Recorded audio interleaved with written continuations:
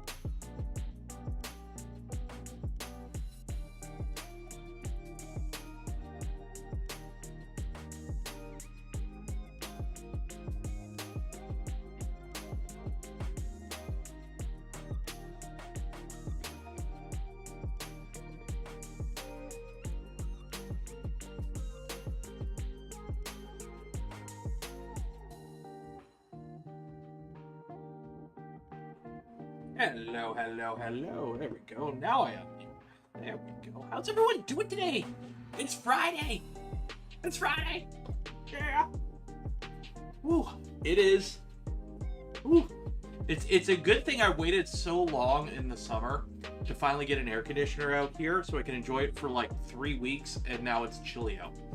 Like, I brought the little guy to school today, and I wore my shorts and my t-shirt and my sandals. And I got out of the house and I went right back in the house and put a sweater on.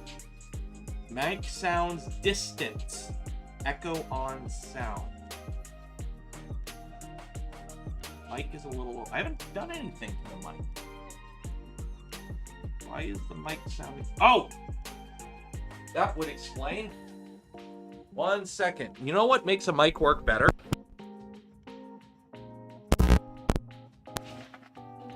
When you plug it in, I have spider webs. There's a little spider. Can you see him? Can you see him? He's dead. There's a little spider living in my camera. Aw, poor guy. Yeah, the mic sound different because I was recording B-roll. In case you haven't realized, of course you haven't realized, because I just told you, unless you follow me on Twitter or you're on the Discord. Say hello to the very last part of the Gundam. We finished it. Well, I finished it.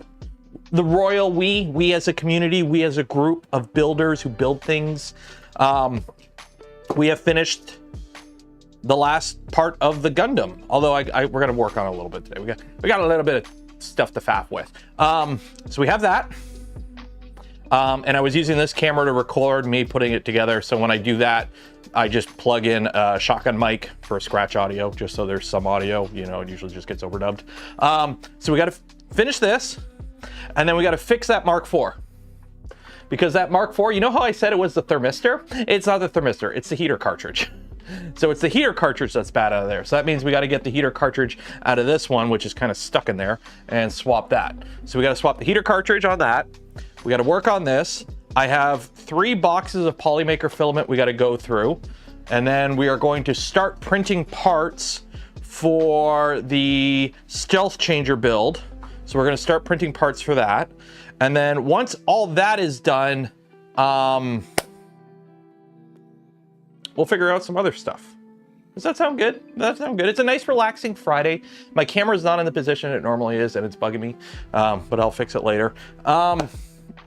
Also, I printed a bunch of parts for it's funny, it works. The heater doesn't work unless you reset. So I started a print. The print finished fine. If you happen to know what these guys are for, yeah. And then I went to go print a second plate of parts, and then it failed. And I was like, huh, that's not good.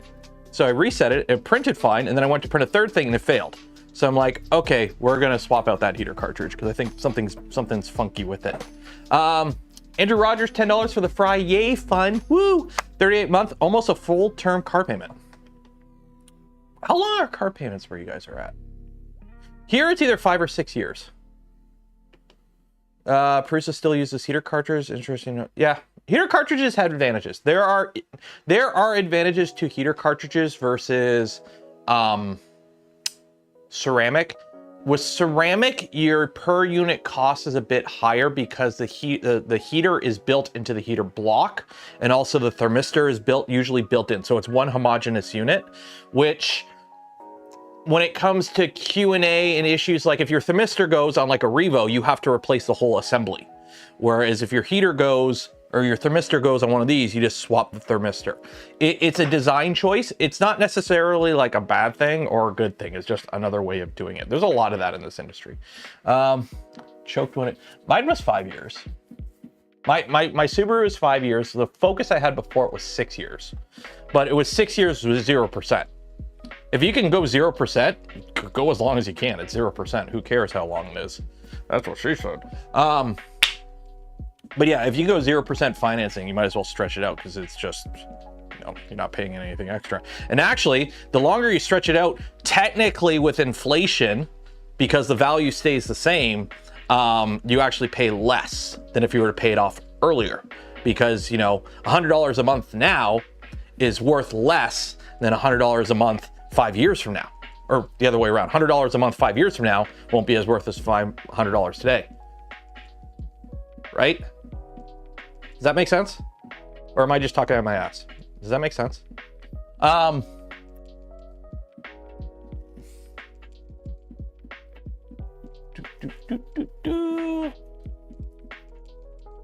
It's been out for 3 or 4 years. Dude, I did the same thing, Matt. And then my Focus had a hole in the exhaust, the air conditioning system fail, all the ball joints go, and several other like parts that would require money to fix all kind of went in one summer. And I was like, or over one winter, and I'm like, yep, time to get a new car. As soon as the first time it got warm that year, I turned on the AC and the AC didn't turn on, and I'm like, that's it, we're done. So, yeah. Because he's beam sabers. So, as per normal, we'll start off with the usual. Every stream, we give away a spool of polymaker filament. We like polymaker here. They have filament. It is good.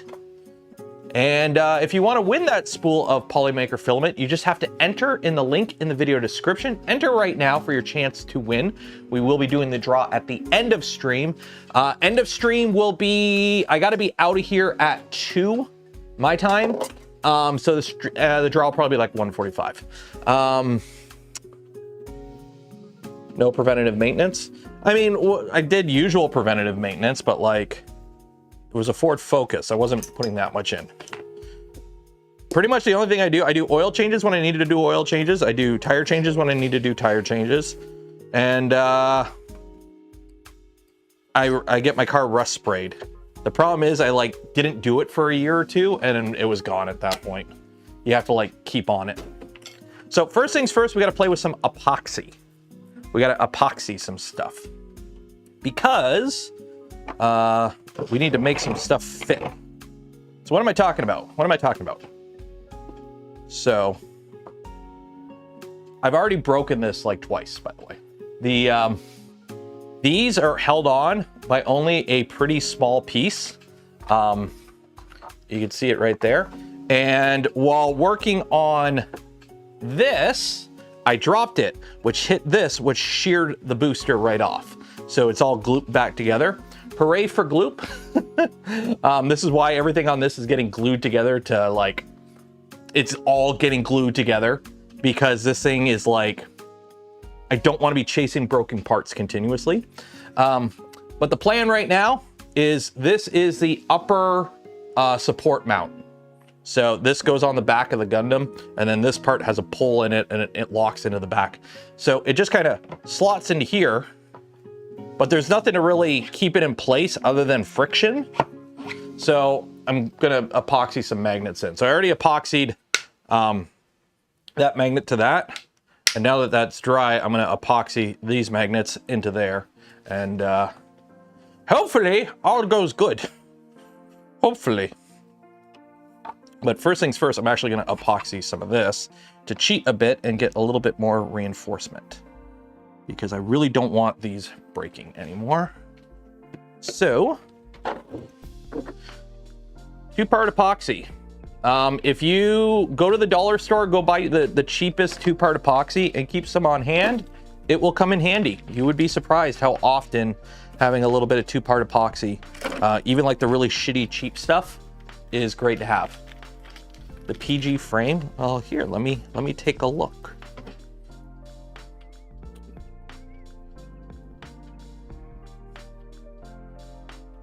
But yeah, this is all glooped together, which is kind of good because I forgot that these had to go in first. So I glooped it all together and then I went to install these and it's like, wait, these don't fit in when it's all attached. So I had to like pry it apart. And for those that don't know how gloop works, it's not really an adhesive. Gloop basically dissolves the plastic and then it melts and then it recombines into one thing. So technically, like if you gloop two parts together, the strongest part of it is the joint. It's like a weld. You're basically like melting the plastic and then reassembling it. It's a solvent, yeah, basically. Let's see, what are these PG frame stuff? What is this PG frame stuff that you're sharing? The live stream? Oh yeah. Yeah, those Gunpla PG frames are insane. You're basically building the whole skeleton of the Gundam and then you put armor on it. It's insane. PVC glue, yep, same stuff. It's like technically you can go get like ABS that they use for like ABS pipes and you can use that on 3D printed parts. I don't like doing that though because the glue for that is very it's farted a little bit. It's very visible. It is not. Oop, I'm putting that all the wrong way. There. I think this leaked everywhere. Probably wearing gloves. I'm gonna get called out so much. I get called out so much in videos where I'm like, make sure when you're using this product, you wear gloves. And then I proceed to not wear gloves in the video. And it's like, I know.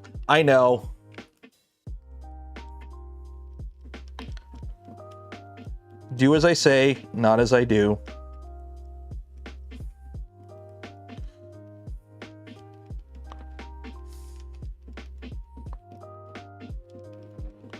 There we go.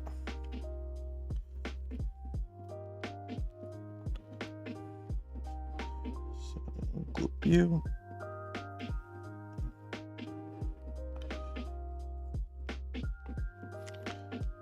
These parts I'm putting on to basically reinforce all of this. I really don't want this falling apart on me because this part is kind of, we'll say structural.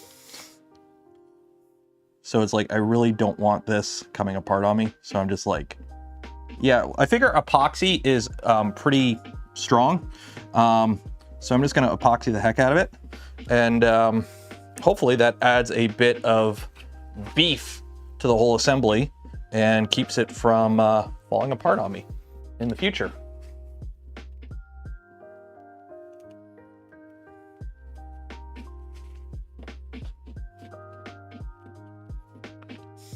I mean, this is the back of the Gundam, so it's not like people are gonna see it a lot, but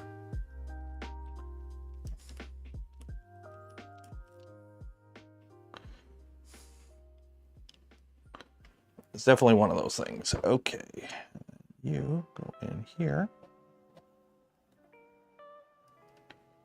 Now we let that dry.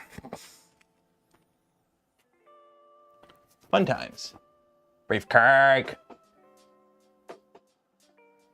Is an acetone ABS gloop an alternative? So ABS gloop, which I actually have some here. I know it says pet sheet, but this is acetone. It is, I'm pretty sure it is not just, it's not like when you buy ABS gloop, it is not just a bottle of acetone. There's other stuff in there too. It's thicker than acetone. That's kind of why I like it, because the thing with 3D printed parts, you very rarely get two perfectly flat mating surfaces. So when you're like glooping it, which sounds really bad when you say it out loud, but when you're glooping it, oh wow, I'm getting epoxy all over this mat. It is dripping. I put way too much on that. That's okay. You're not going to see it anyways.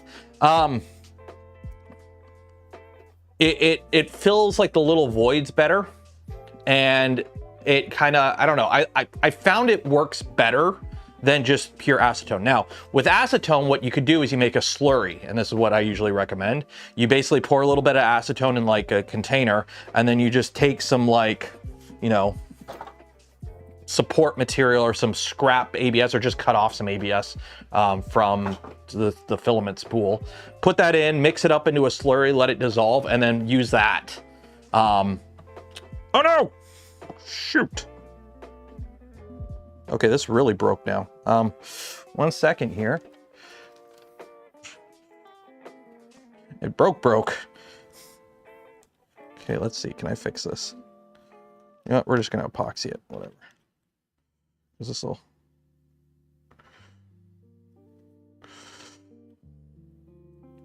This is the part that I dropped and it broke on me.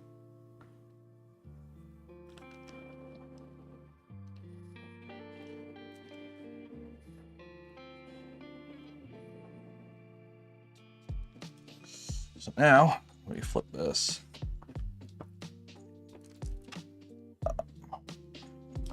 There we go. Ah! This is annoying to do. So you go there. Ah, I'm getting gloop on everything.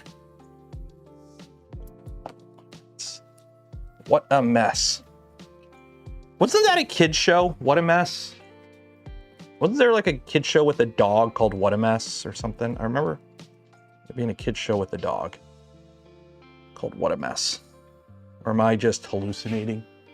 There we go.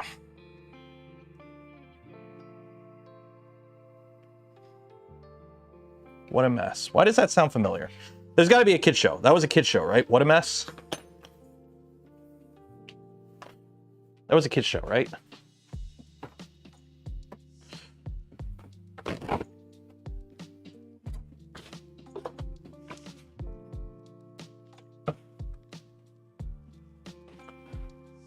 Oh yeah, don't touch the epoxy. Rugrats, I remember Rugrats. There was a kid's show about a dog. I'm gonna have to Google it. What a Mess show. It was a show. I remember that. What a Mess.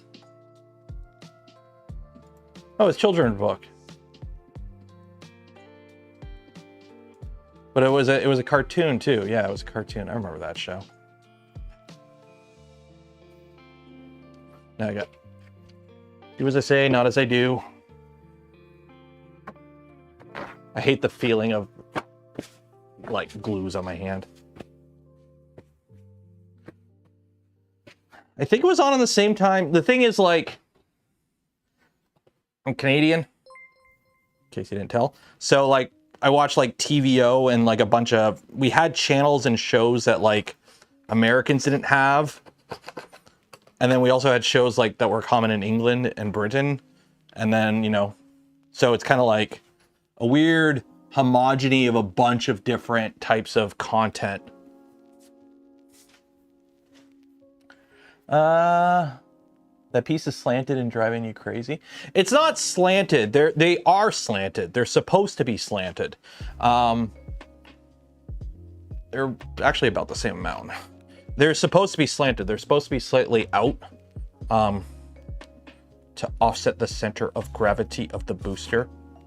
I will.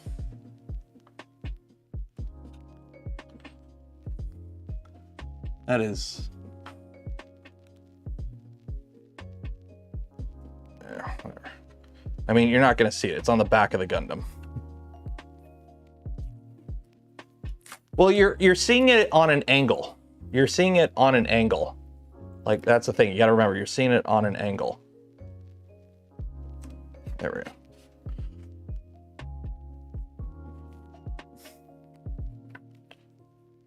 trying to like ever so slightly hold it in position while the glue dries. There we go.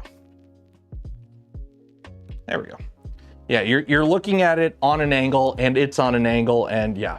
Ballon V, 2000 Hungarian funny money. Cheers and appreciated. It's, yeah, thrust vectoring controls the skies. There's like 2 people in chat are gonna go. Okay. So, next thing's next, while that dries, I need to unkerfuffle this printer because it kind of broke. It's kind of broken. I don't know if I can get it to retract. Let's see, filament, unload filament. Will you actually unload or will you complain? It's probably gonna complain because it probably can't heat up. Yeah, it's gonna error out, yeah. So the heater cartridge is borked. So that's not good. Yep, thermal runaway.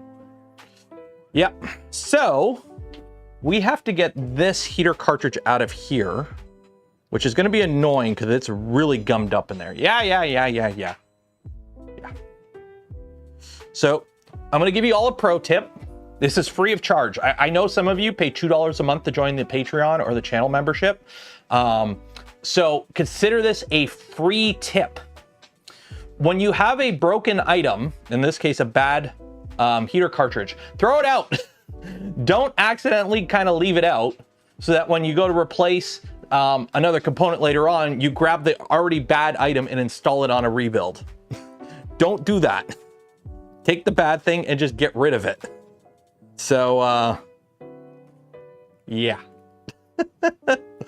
Don't do what I did. Okay.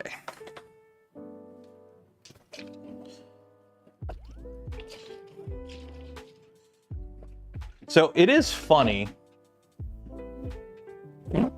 As a YouTuber, I like to watch other YouTube channels. Surprise, surprise, right? To see what's going on. And I wasn't gonna say anything because, well, I think I've brought it up. Channel viewership metrics are down big time lately. And it's like, yes, I know my videos are hit and miss. The live streams are not performing anywhere where they used to. And it's like, what changed? What changed? I've had like 3 or 4 channels that I subscribe to, big channels, in the past week put out a, yeah, everything's down video. LMG did, the guys from, I can't remember what their channel is called now, but they used to do, the game review guy. What's his name? From The Escapists, the team that left The Escapists a couple years ago.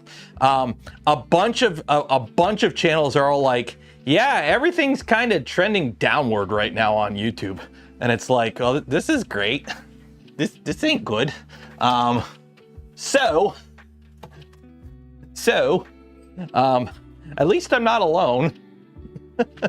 At least I'm not alone in all this. So that's not nice, but plug you. I'm just gonna pull it out right there. I don't wanna go through the whole rigmarole. Yeah, fully rambonic, that's what it's called. Yeah, they also, same thing. They're like, yeah, we haven't changed anything and our views are way down. And a bunch of other channels have basically said similar. And I've noticed it on the live streams because when I live stream, right, this channel is, I view this primarily as a live streaming channel. Okay, I like my live streams. Yeah, it would help if I did this. Okay, there we go. The amount of views that my streams get after the stream ends used to be pretty consistent. It used to be pretty consistent. The stream would end and it would usually get X amount of views over the next week or so. Lately, it's fallen right off a cliff. It has fallen right off of a cliff where it's like stream ends and that's about it. Which is weird because summer's kind of over. Summer usually is a dip in YouTube channels. That's why you see most channels do their big push in like near the end of the year. They do like their big stuff near the end of the year and whatnot. It's because the way YouTube works is during the summer, everything trends down. Kids are at home, they're watching less YouTube, simple as that. School starts, everyone goes back to YouTubing. That's why, for example, Twitch does a big thing right this time of the year where they do, what is it, 2-for-1 memberships or whatever it's called. Why can't I get this popping off? How do you pop off this stupid cover plate in the back? I gotta get a screwdriver. 130 watching, 7 likes. There's more than 7 likes. Everyone liked the talk about Epstein files and global politics. I can't talk about politics. I get in big trouble. We can't go down that rabbit hole. There we go. Okay. So pop that off. Can't go down that rabbit hole.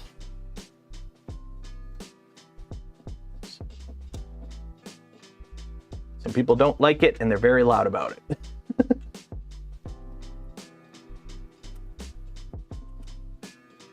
Okay, so you come out. I gotta unlock that. Unlock this.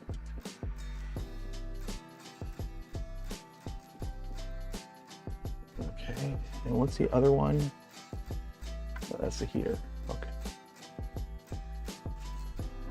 Come on. There we go. Wait, no, you're not the heater. You're the heater. Aha.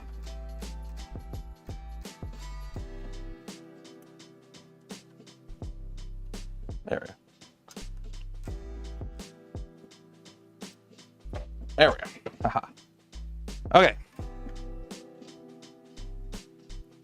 Proper, have you seen? Yeah, I saw that this morning.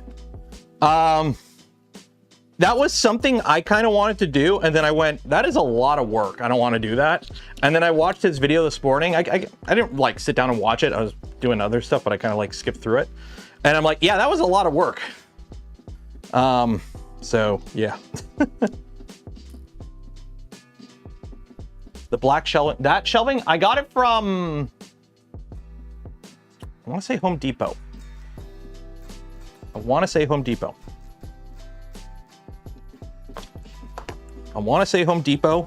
But I don't know for sure. Okay, so now I got to heat this up.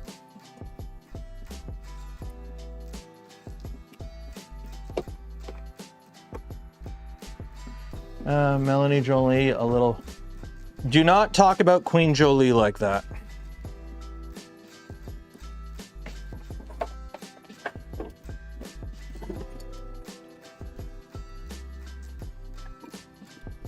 I need something to punch this with. I need a, oh, hey, look, a punch.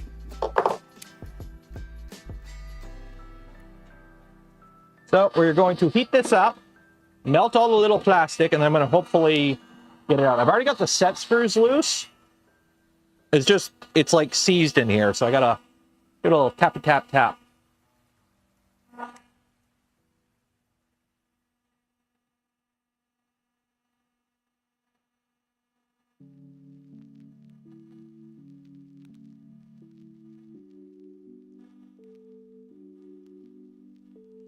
Just remember, it can't be stuck if it's liquid.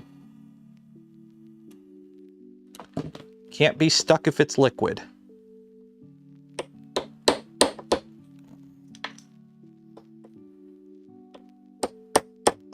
There we go. Come on out.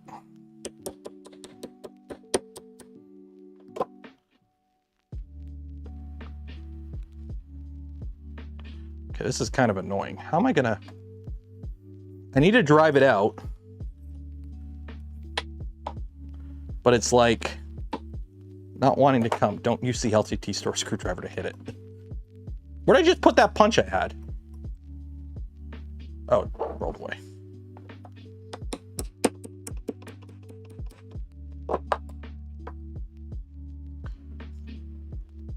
Man, that's really tight. I'm just gonna, okay, let's do this. Let's do this. Let's do this. Let's do this. Okay, you're gonna come up. You are gonna get clamped on here.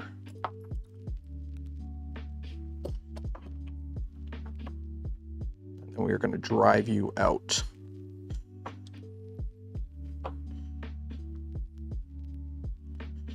There we go.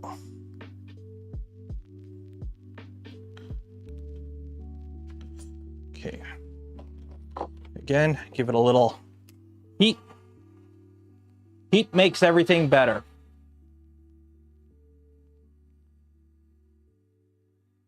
This is a Mark IV.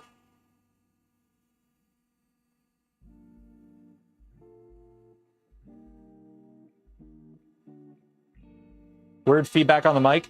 Noise canceling. I don't have this, the graphics card in this computer is older than, oh, there we go. Wow. See what I mean? Heat's awesome. Okay. The graphics card in this computer doesn't have RTX, so I can't do RTX voice, so I just run like the built-in like OBS built-in noise canceling, which for the most part, it like gets rid of the little fan you can't hear, and it's not too bad, but when it's like actually having to put in work, it's kind of noticeable, unfortunately. So, oh wait, I'm gonna need that.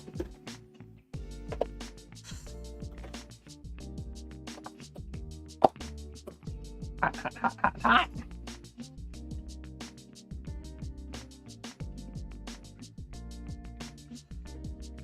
So hopefully, got no damage here. We shouldn't have any damage.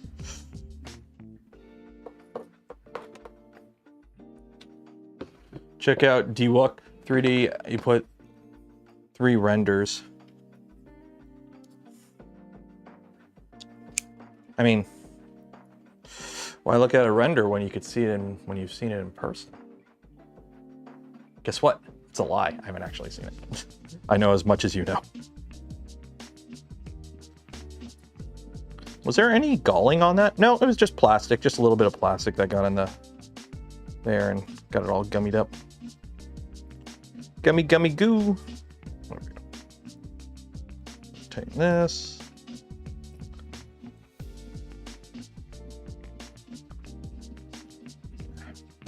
Freaking hands are shaking like crazy today. Oh, it would help if I use the right size bit.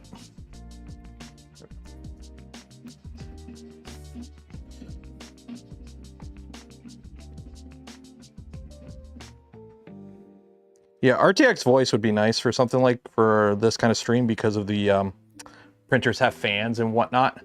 So the thing is, I've got a 1070 in here, which like, just to put it in perspective, like right now it's encoding a stream at 1440p, 60 FPS, 18,000 kilobits per second. And it's like sitting at 15% load.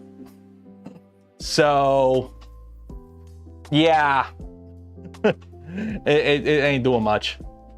What is using up all my memory? Firefox. So yeah, so I'm like, why rush to replace it when it kind of is already working fine? Like,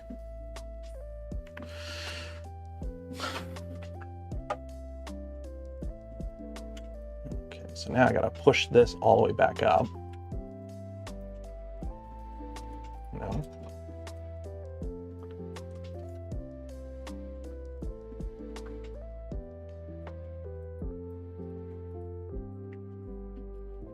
I'm just going to cut it flush and then feed in new filament and hope it pushes its way through. Usually does.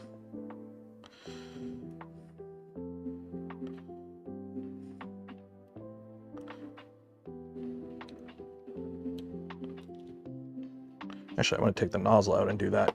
All right, there's no point taking the nozzle out. No point taking the nozzle out. Okay, so you go back in here. Go all the way up.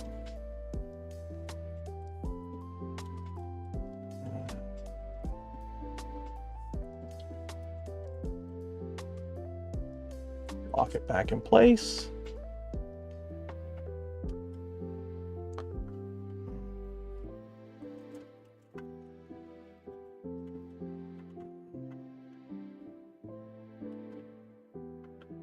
You go in there. Come on, come on. Get in your hole. Get in your hole. The mister go there. Come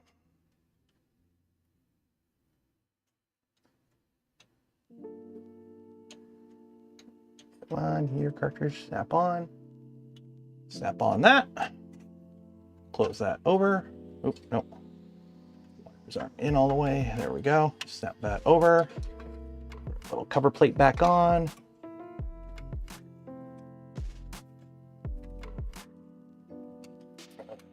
There we go. We're good back there. Put you back on. Plug you back in. There we go. Bring boot up. And finished watching the last stream yet. Did you finish the Mark IV rebuild? Yep. Yep. It was actually a pretty quick rebuild. Pretty quick rebuild, all things considered. The only hiccup we had is just now where I put a new heater and thermistor in because the old one was completely like caked. I had like clouds of death a couple times on this printer. So I rebuilt it. The only problem is the new stuff that I put in was actually old stuff that I didn't realize was old and already kind of messed up. So unfortunately, we had to swap it out again. So here we are. Here we are. Is it just me or Labubus look demonic? I mean, not really. They're just another, like, flavor of the month beanie. They're beanie babies. Labubus are just beanie babies. They're just like a modern take on beanie babies. They're beanie babies with gotcha mechanics. That's not good. Beanie babies with gotcha mechanics. I haven't seen the new South Park. Okay, that's still drying. This 5-minute epoxy isn't exactly 5-minute epoxy.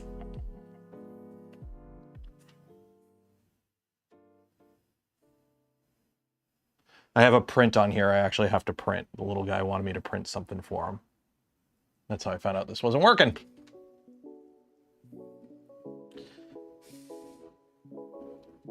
Yeah, now it's working.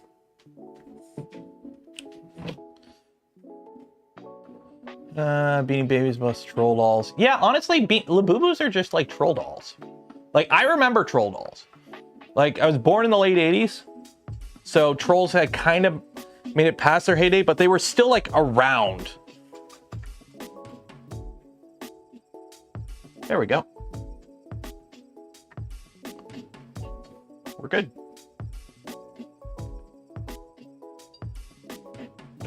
Yes.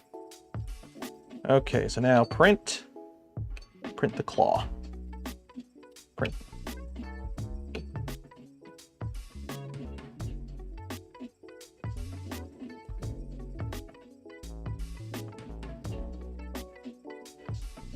I think my, yeah, I gotta actually stop.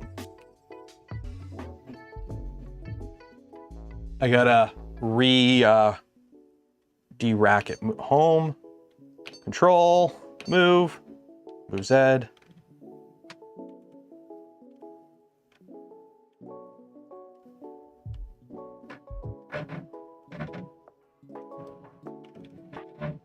There we go. Return, return, print, print. There we go.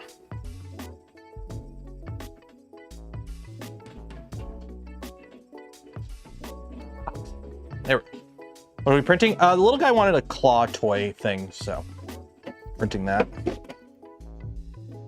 And I have a robot kit I'm going to build with him hopefully this weekend if all things go well.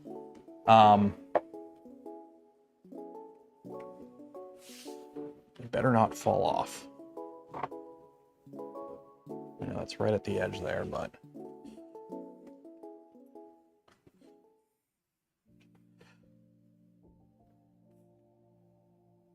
there we go. Okay, so the next thing is I've got a bunch of filament here from Polymaker I got to go through. They hooked me up with a restock. Ew, brother, ew. Got gunk on my tools. Morning, Troy. You can tell summer's over because not as many people are here for the early morning streams. Actually, wouldn't that be more people would be here? Because most of you, I know a lot of you are watching at work right now.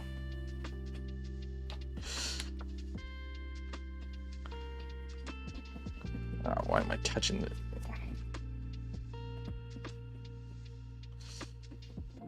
Yeah, it's the backpack for a Gundam. If all goes well, this weekend I'm doing the final assembly of it and I'm going to record the video, so. Okay, so that's that. Yeah, no, print. Help if I actually tell it to print. Okay, so we have some filament here from Polymaker. I put in a restock order. So I got a bunch of stuff. So we're just gonna go through it right now. And then we're gonna start printing all the parts for the big guy. The big guy, by the big guy, I mean the stealth changer. But I also got some food for the Venture XL so I can print some power armor parts for it. So I think that's what some of this is, because like Polylite PET G Black 3 kilograms. This is for the, that made a noise. This is for the big guy. Oh, you go there.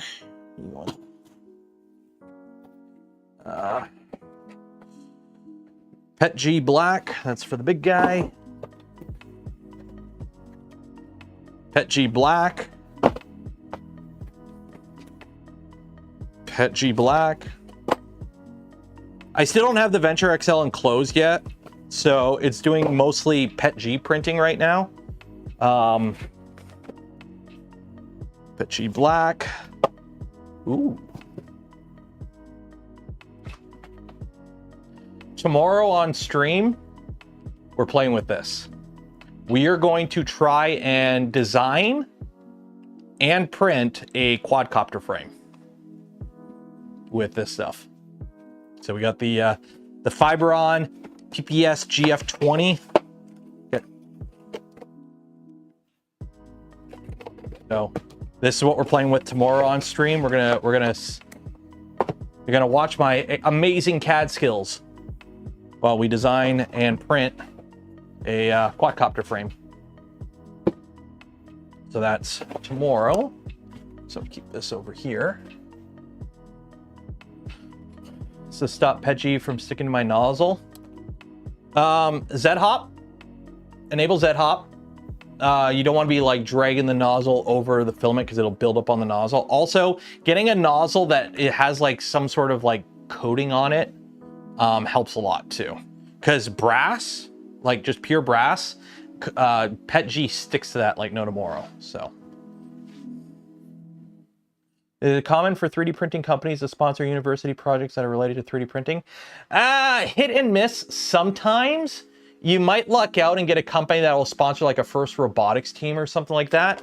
But like if you just read, like I'll be honest, if you just blind email a company saying, hey, I'm from a thing and give me free printer, you probably won't get a good response, okay? Because as sad as it is, I get emails.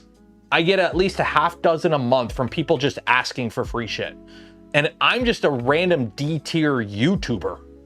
I don't even want to know what some of these companies get. Like here, let me pull it up. Ellie? Because Ellie got one for, Cocoa Press got one the other day.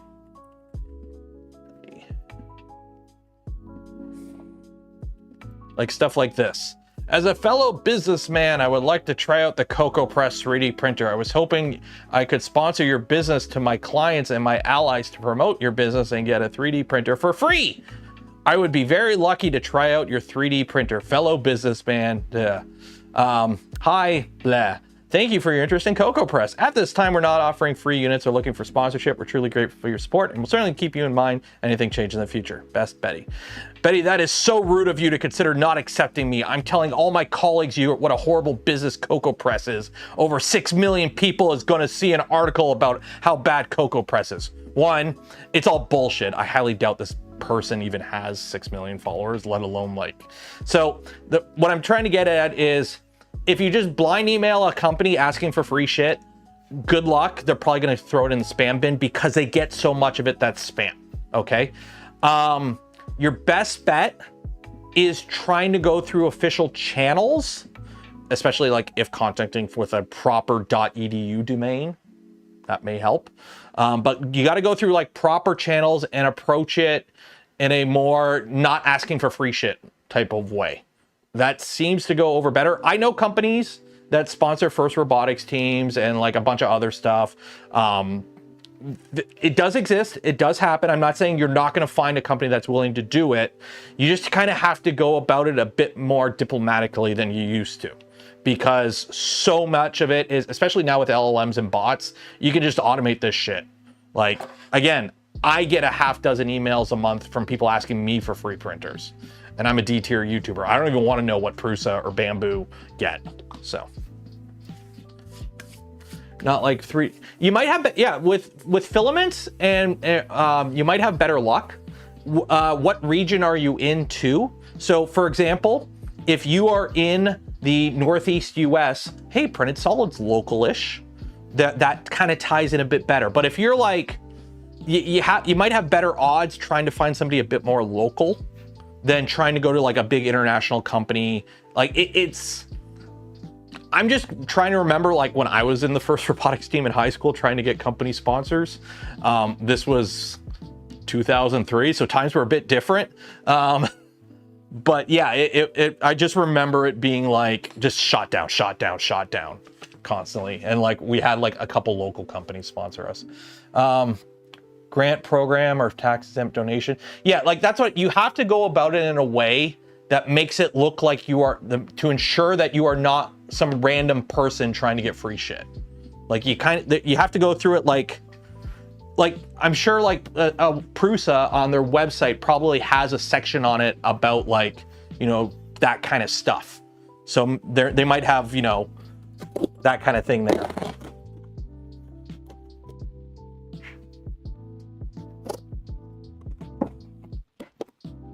Because you have to remember too, like these are businesses. They kind of do have to get something out of it as well. Even if that thing they're just getting out of that is exposure, right? That's why they send 3D printers to content creators, right? It's exposure. Why do you one of the reasons Bamboo is doing so good right now is because, you know, you want to be the market leader like Coca-Cola is, okay? So Coca-Cola, for example, when you think pop or soda, for those who say soda, I say pop. When you think pop, the first one that pops in your head is probably Coca-Cola, because they are so dominant in the market. That's the first thing they think of. Now, when you are an emerging industry like additive manufacturing, 3D printing, especially at the home level, you want your company to be the first name that a company thinks of. You go to a random person on the street who doesn't do 3D printing, go, hey, name a 3D printing company. Most people will be like, I don't know. Most people don't know 3D printing companies. But if you go and you shotgun every YouTuber out there that's even a remotely tech YouTuber and give them a free printer that they're going to use on their channel, well, now at least like the people that watch those channels know of one brand. So if they're going to go buy a 3D printer, they're going to walk into that Micro Center and they're going to get it. Well, oh, hey, that's a Bamboo. What's his name? I was using one and they seem to like it. I'll get one of those. So Bamboo a couple years ago did that. I was a freaking VR chat YouTuber that like messes around with a Yugo in his garage has a Bamboo that was given to him by Bamboo. Like T-Pain has a Bamboo, right? He is on a boat with a Bamboo H2, okay? Mother effing T-Pain has a Bamboo. So, oh, there's a big box of fiber on. What is this? Oh, I gotta be careful. Is my address on here? No, the importer is though. This is for the big guy. Fiberon PETG CF8, 3 kilograms. So that's for the big guy. Did he buy it himself? But that's what I mean though. Because that's the printer that's in people's mind right now. T-Pain has a Bamboo.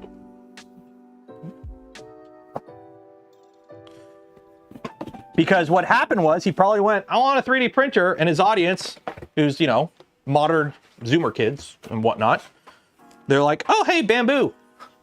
You want to be the company that's known, right?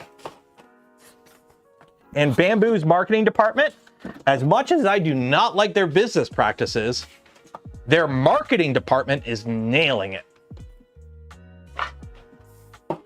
Like, their marketing department is nailing it. So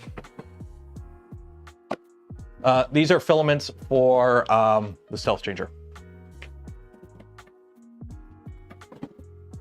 So that's what I mean. Do I dry the PPS before use? I will probably take it out and throw it in the box and let it dry for the stream.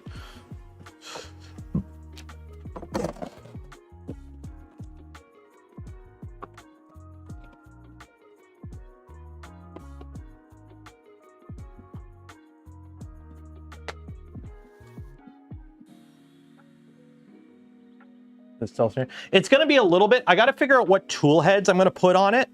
I might reach out to Fadis and see if they want to sponsor some conch tool heads. I've heard good things about the conch tool head, or the conch hot end. So I'm going to reach out to them and see if they want to sponsor some. Otherwise, I'm going to have to like dig through my pile of hot ends and see what I have and mix and match. Because I've got a bunch of like Revos and Rapidos and whatnot. The thing is, I don't have 5 of the exact same, I don't think. And that's kind of a problem.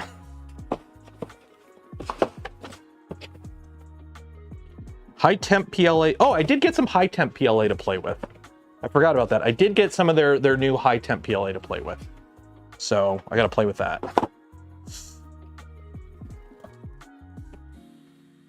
More ASA. Chips kind of easily, but works well. Need a needle clogs. Okay. In 2018, I asked a prop maker friend what 3D printer I should get, and he said Prusa Mark III. Yeah. Like, it really depends. Like, again, there is no bad printer out there. There are printers at bad price points, and there are unreliable printers, but you know, an unreliable printer for 20 bucks is a $20 printer. Can't really argue with that. So it's pretty much, there's only stuff out there at bad price points. There's very few bad printers out there right now. Like, let's be honest, the 3D printing market is a very good market right now in terms of for the user, right? Again, we have healthy competition in the market, right? We have companies constantly coming out with new shit.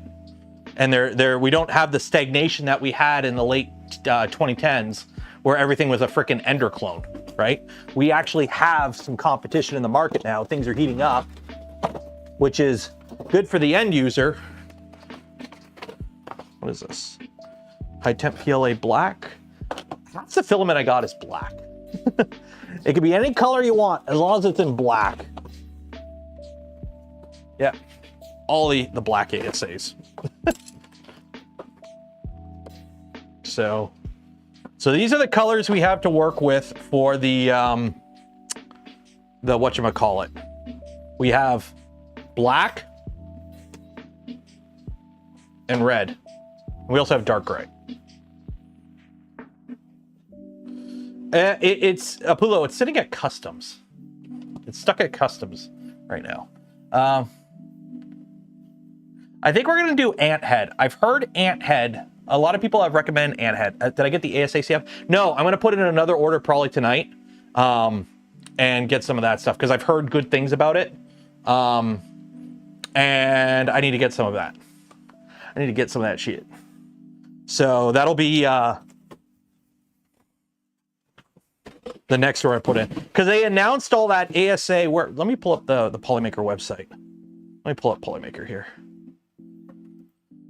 Polymaker Filament.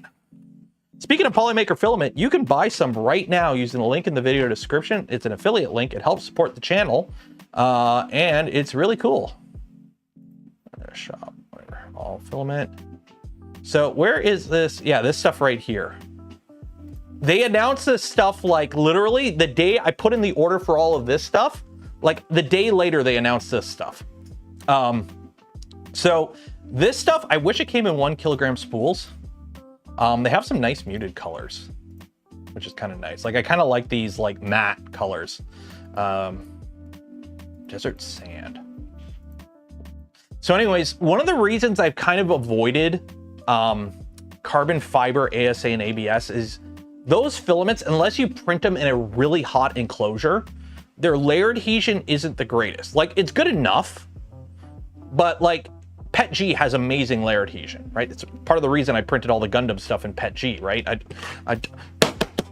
This was printed vertical. I don't want this breaking, okay? You know, I've broken a few parts by dropping them already, but what it is. So anyways, I wanted that really good layer adhesion. So when you add carbon fiber to or glass fiber to filament, you increase your XY stiffness and rigidity, but you actually lose Z, okay? Because, fun fact, carbon fiber doesn't stick to carbon fiber. It doesn't. So when you have 100% filament and 100% filament, they stick together like 100% filament. But when you have 80 and 80, well, you got 20% that ain't sticking together. So with this being pretty low on the carbon fiber count, it's only 8%. It should give you a pretty nice boost to the stiffness and the impact resistance and whatnot. And you shouldn't lose too much of that Z. So yeah, tan would be good for grips on your pew-pews, M-lock guards. Oh, I would be worried about the heat. Something like the PPS, because hand guards get hot. Like I've not melted, but I've caught fire to things on hand guards on ARs before. Like barrels get hot. Barrels get hot. Okay, so let's get this red ASA loaded up. So we are going to use the Prusas for this. Why? Because they're both right here and they're both in action, and the Vorons that I would normally use for this are in pieces. So filament, unload. Are you unloaded already? You are unloaded already. So you're ready to accept some filament. Pistol grip be good. Although again, layer adhesion. I know the 3DP Pew Pew folks, they like their nylons, and their PLAs. PLA is funny. PLA is a great material until it hits about 50C, because PLA, great layer adhesion. It's very rigid. It's very hard.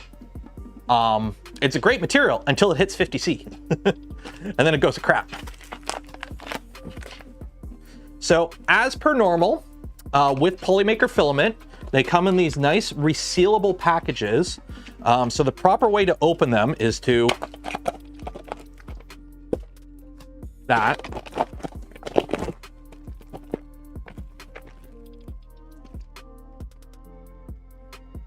There we go. Look at that shiny red. Have I tried cope yet? Does Polymaker have cope? Do they have cope? PPS, nylon. I don't know if they have copolyester. Oh, Copa. They got Copa. That's not cope though.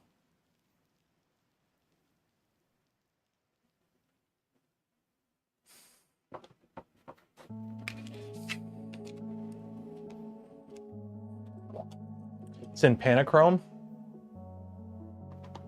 I don't have any of the Panachrome stuff. Oh, there it is, copolyester. 21 bucks. Oh, that ain't bad.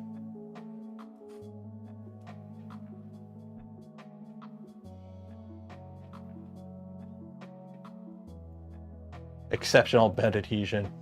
Textured PLA are not recommended. It's a problem. All my printers have textured build plates. I'll grab a spool or two of that from the roll I tried.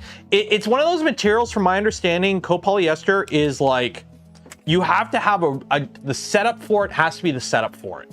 Like you have to like set it up properly for it to work right, from my understanding. It's one of those things. It's like it's a finicky filament.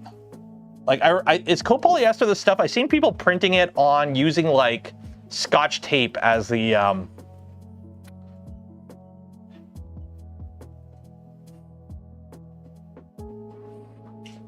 using Scotch tape as the bed adhesion helper. When moving from the build plate, what surface to use? You stick it to well, texture PI. You're probably supposed to use like flat PI or like something like Vision Miner on a flat sheet. Good old Vision Miner.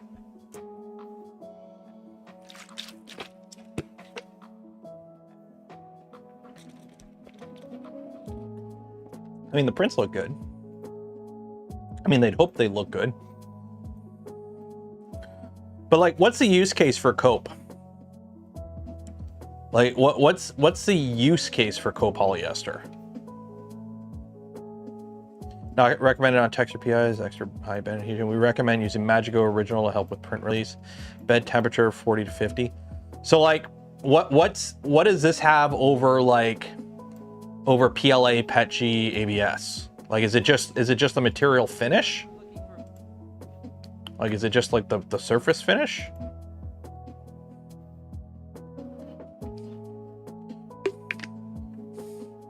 Work well, support material, maybe. It depends. You got to figure out which materials like it sticks to well and whatnot. This is ASA. Okay, we are gonna go with black.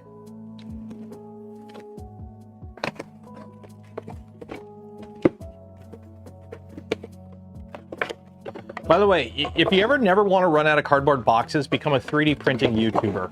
You will never run out of cardboard boxes again.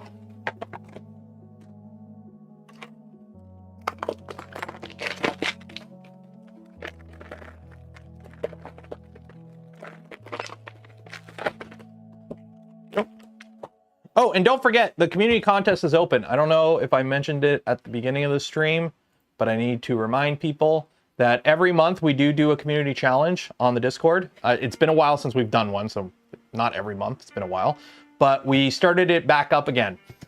So join the Discord if you haven't joined the Discord, link in the description. If you can't join the Discord, let me know. I'm pretty sure the link is still active. It's a permanent link, so it should still be active, but if not, somebody at me in chat and let me know. But it's a very easy. All you need is 50 grams of filament and you can win some Polymaker filament and a free hat. And maybe some other prizes. But that goes until the end of the month. So you have till the end of the month to enter. And literally all you need is 50 grams of PLA to enter. You just got to print something. So, howdy from Texas. Hello, Art Applewhite of Texas.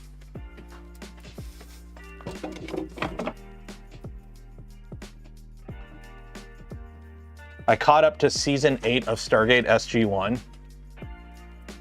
yesterday, and I finished it. And I'm like, should I go watch season 9 and 10? Because it ends so good at season 8. Ties everything off with a nice bow. Yeah, there's a few open plot lines, but nothing major. And then season 9 and 10 is like, oh shoot, new baddies. So ASA.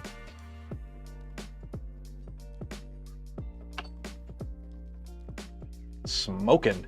Every time I do a purge of PLA or ASA out here, or PLA, ABS or ASA out here, it smokes. And I don't think it's smoke, I think it's steam. Does anyone else notice that the Polylite smokes when you purge it? I don't know if it's like a humidity thing or something, but it's like one of the additives they have in here makes it smoke. Okay. Funny, this one has a sticker for the Diamondback, but the Diamondback nozzle's in this one. Also, I'm pretty sure the light in that one is brighter. Can you change the light settings on this? Can't remember. Can you change the light settings on the Prusas and make them brighter? Dry the filament. It's fresh out of the bag. It should be dry. I'm not seeing bubbles in it. There's no bubbles in it, so we're good.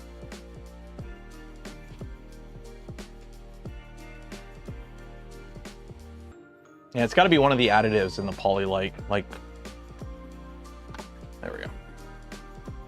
Yeah, it's got to be one of the additives that they add. It makes it a little on the smoky side. There we go. Okay. So now I need to download all the files for this. Oh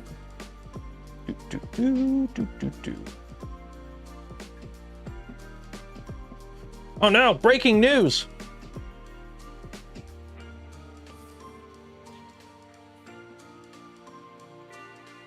Okay.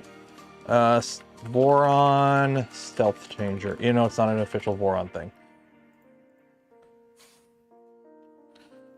Okay, so here we go. Stealth changer, code, download zip.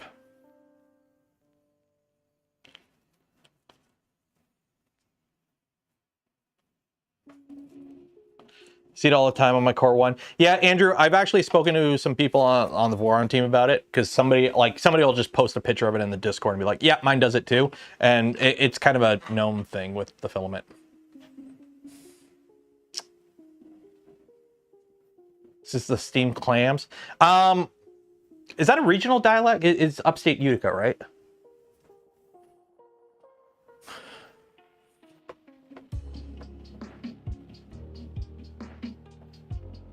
Or I line. I mean, honestly, if I remember correct, because I watched all of SG1 in like soon after the show finished, I downloaded the whole thing and I watched it all back when I was in college.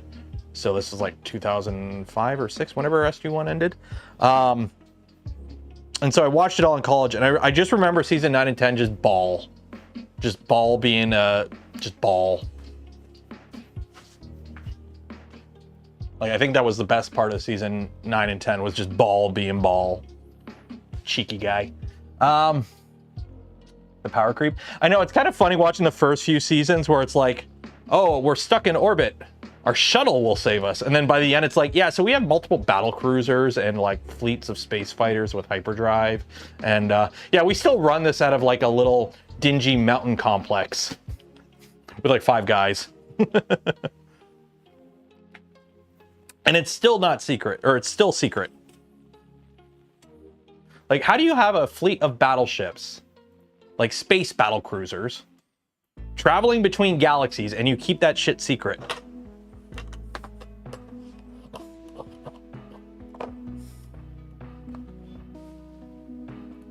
Hello, Ranch Kid.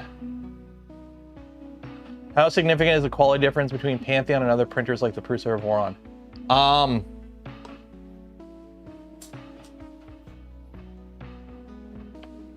You're not really paying for the quality, you're paying for the consistency. Now, granted, this does print beautifully. The T45 helmet there, I printed on here. I don't have any raw prints from the Pantheon to show you. The Pantheon prints beautifully. But you get this printer because you need to print parts that come out to meet a certain specific requirement, because that part is a mounting bracket that goes on a rocket. Does that give you enough details of the people buying this? Yeah. Like, this prints stuff to a certain requirement, material grade wise. That's why you're buying this printer. Because the part that comes out of here literally has to conform to engineering specs. So the plastic you're printing it with and the material properties and the profiles are tuned for, like, this machine can pull 20G on the tool head. It can move at 1 meter a second easily. It doesn't print at those speeds, because if you print at those speeds, the print is shit. Because even though it can melt the plastic at that speed, you don't get the material properties the customer's paying for. This is an engineering thing. This is an industrial commercial machine. This is not on the same grade as any of the other printers I have. So it's not like, oh, this print's a nice benchy. It's like, no, hi, I am company here that launches rockets. We need to be able to fabricate custom brackets that can withstand these forces using these materials. Okay, that prints it. That's what this machine is for. There's a reason the US DoD really likes it. Okay, that's loaded. That's loaded. Go watch the Fort 9 video. If you haven't, I'm gonna link it right here.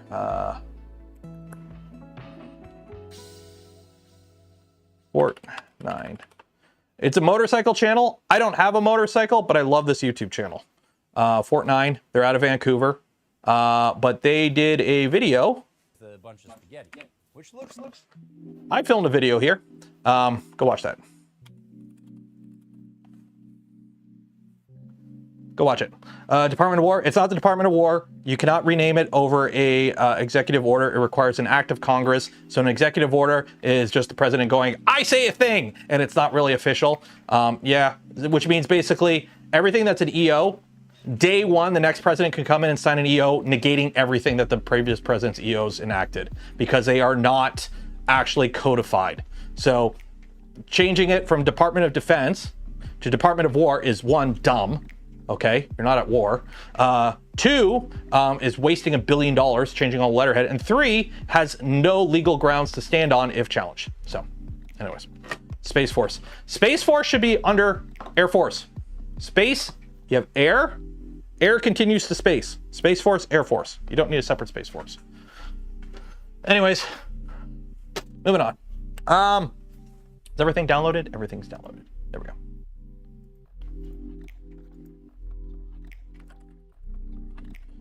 There's no fighting in the war room. You can't fight here. This is a war room. Tracked all.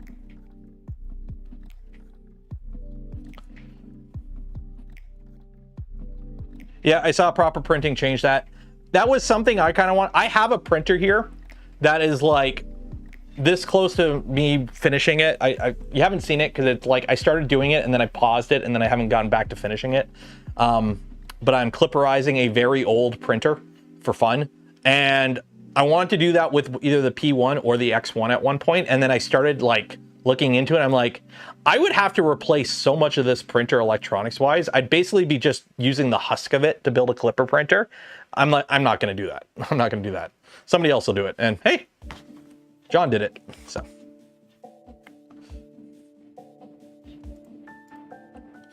Okay, so, produce a slicer.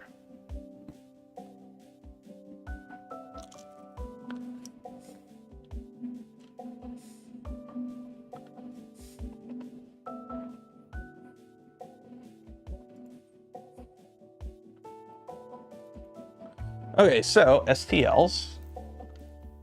So we have, I don't need the shuttle because we have a CNC'd one.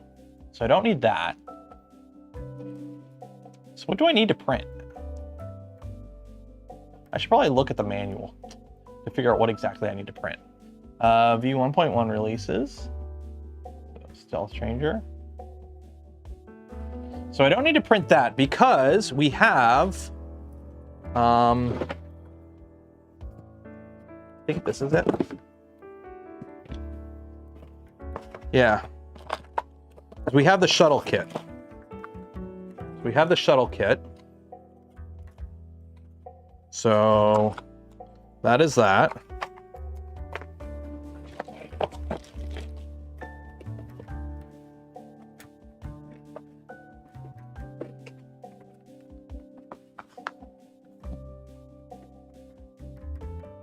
What, Joel? Are you saying my videos aren't fun and entertaining? So that is that. So what do I need to print?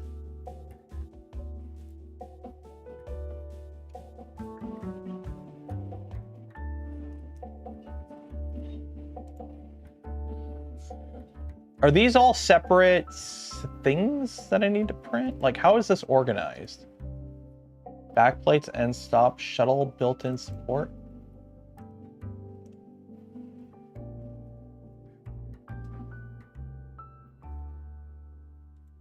So this is just the backplates. Oh, there we go.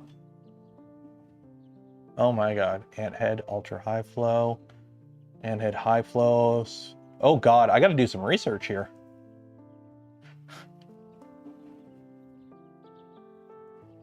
This is what I get from assuming every project's like Voron.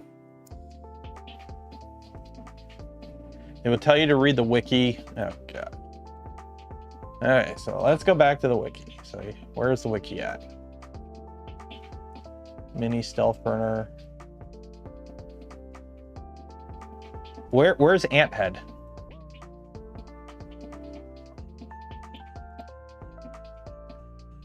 Where's ant head?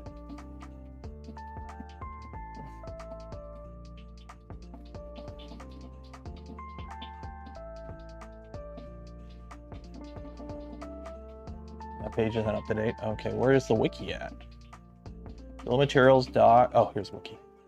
Okay, stealth changer. Before we begin, make sure you visit our checklist. Okay. Oh my God. Can I click these? No. Okay. Docs.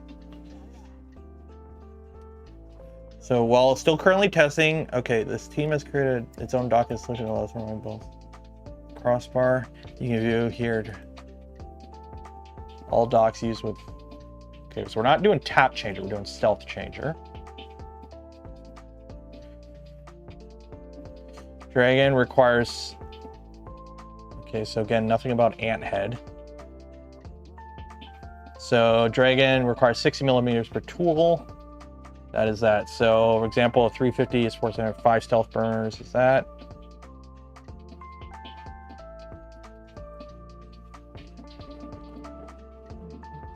So modular dock STLs, ant head.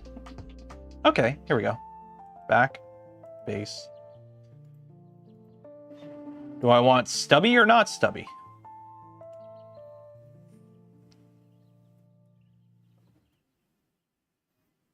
Is it a beta release, Steve? This dock is a drop-in type. The backplate will allow you to adjust the tool, be a perfect 90. I'd recommend 1 degree for just to keep it in place. Magnets are 5x2s and are optional but recommended. Okay. Stubby docks are 15. Okay. So print 1. So 1 frame L, 1 tool type base.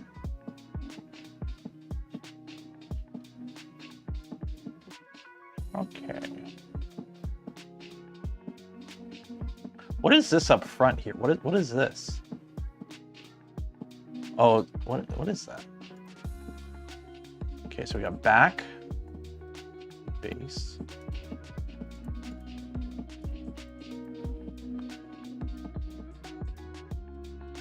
I know. I just try to avoid betas on production.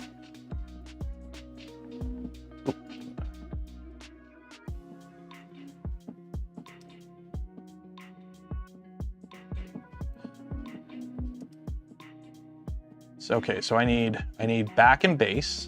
Download this. Base. Download this.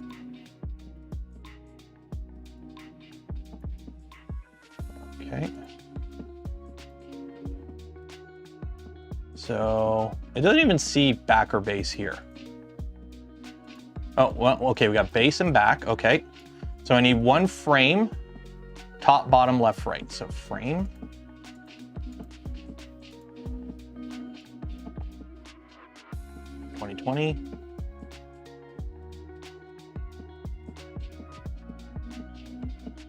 Ooh, okay, do I use these ones or these ones? Short frame should only be used for 15. Use 2020, but the Z requirement will pull off the rails. You have been warmed. Okay, so do I use these ones or do I use the ones in here?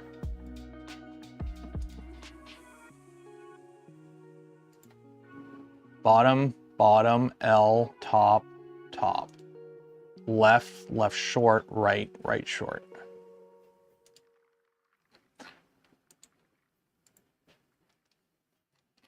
Okay, so frame, top, bottom, left, right.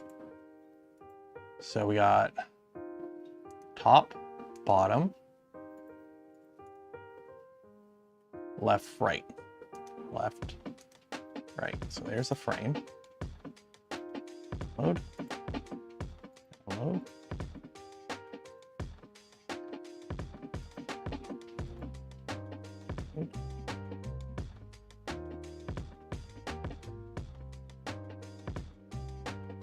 Well, what I'm doing, I'm just looking at here. So I got top, bottom, left, right.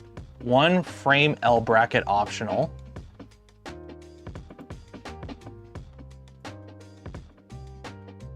I'll grab it because why not? That.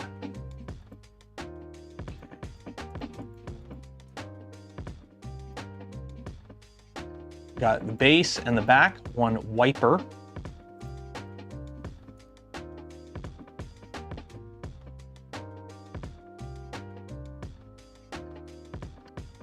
I guess we'll just go with bamboo. I guess. Okay.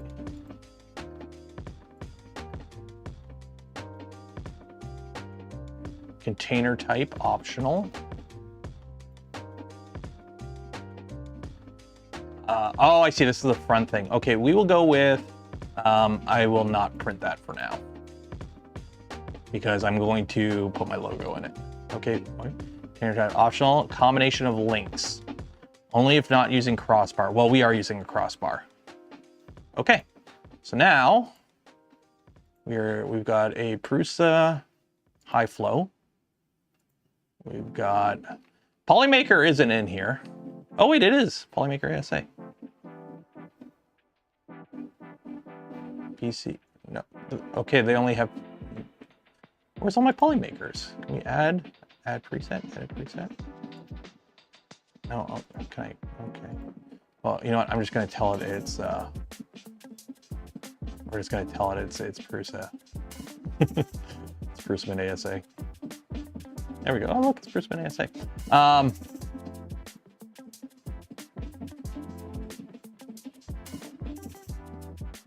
Okay, so basically each one of all these parts is one tool. So this is one tool here, and I need 5.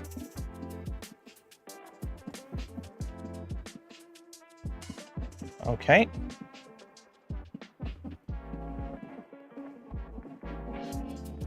So I'm gonna need 5 of these. So place it with 4 on settings, 45, print settings, 5 walls, 5 top, 5 bottom. There we go. At least that's what you think. That's what you think. Have you been to space? You don't know. Okay. Send to connect. And I think it's core 1, 2. No. Oh no, this is core 1, 1. Core 1, 1. Core 1, 1. And print. So I need to print this 5 times. What am I doing? What am I doing? How can a force that operates in 0 air be called an air force? There's air in space. It's just not a lot. Just not a lot of air. There's air, just not a lot of it. Okay, so there's an update. Oh, I got to update the firmware on this one too. Okay, so that one's doing that. So now I need ant head stuff. So for ant head, I need to download that from the ant head repository, I'm assuming. Because I think all these docs are the same. Well, except like I got the ant head doc. So I got the base from the ant head. The back and base. Yeah, back and base from ant head. So now I need to go to the ant head guide is in the Discord. Okay.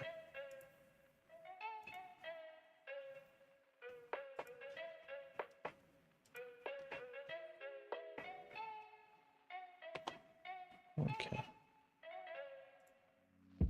I really wish you could just do like download this repository, but no, you have to download everything.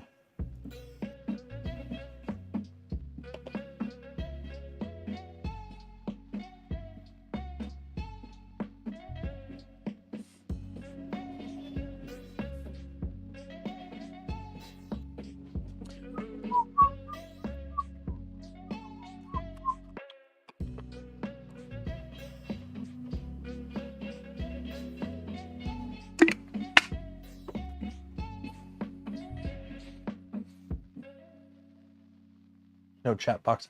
Oh. Overlay. I turned it off because I was recording stuff. Because videos. I was making videos of me putting it all together without my gloves, because who needs gloves when you're using Gloop? Wear gloves when you use Gloop.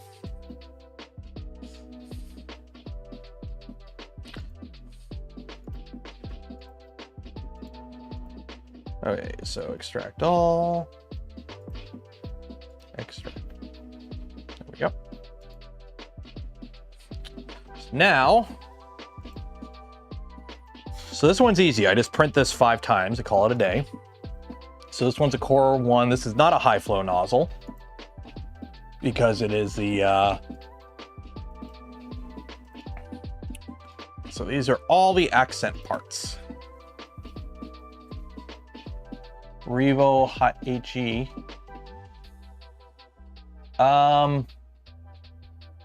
We're not doing Revo for the mount. Where are the different mounts for ant head? Does it only work with the Revo? Because I'm pretty sure these use Nighthawks. Yeah, Nighthawk 36.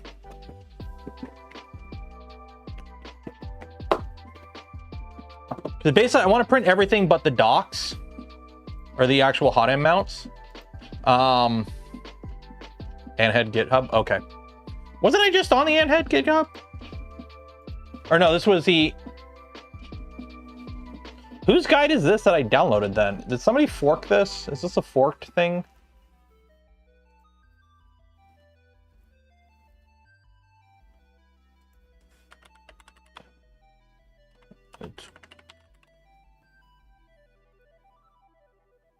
Part of draft shift. Okay. So ant head, not extruders, hot ends.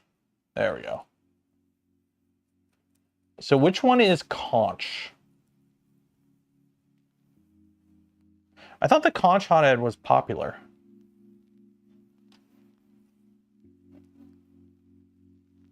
Doesn't exist yet? Oh, well. Okay, so we'll just skip printing the hot end stuff. So we'll just skip that for now. So we'll just not print the mount, and we'll figure out the mount later. Left duck that. Where's the extruder?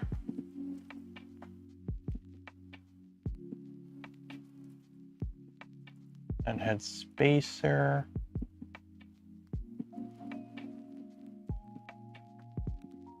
We're probably going to do standard flow. I'm not going to go ultra high flow.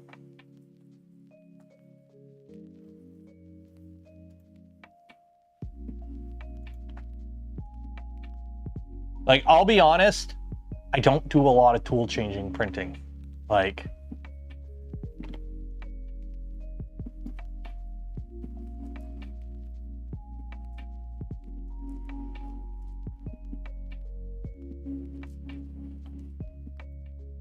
we're downloading it. Let's see here.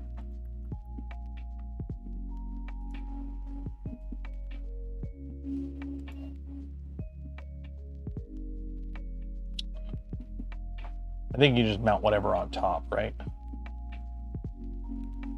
The ant head configurator. Well, here's the STLs. LGX light adapter. I think I have a bunch of LGX lights. Yeah, or I got orbiters. Do they work with orbiters? Or does the orbiter have the same mounting pattern as the LGX light? Hopefully it does. See, this is kind of annoying.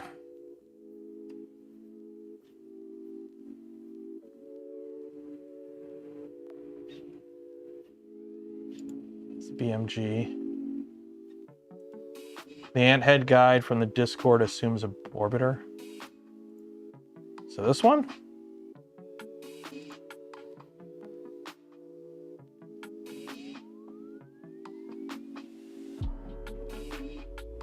What is a stealth fork?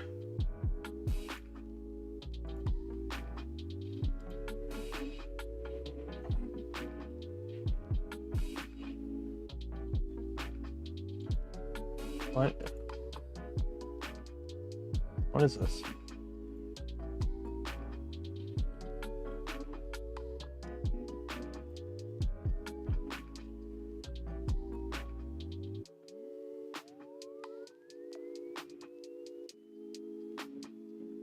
BMG or that, Dragon Hot End.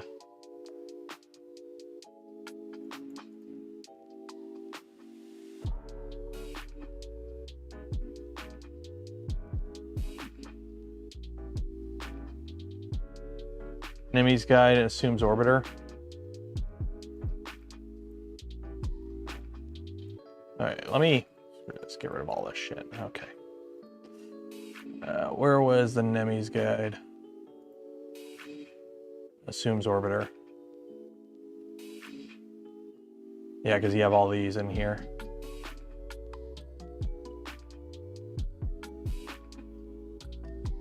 Backplate and head spacer, PCB mount. I think this is the orbiter 2 mount plate. Yeah. Yeah, so that's orbiter 2.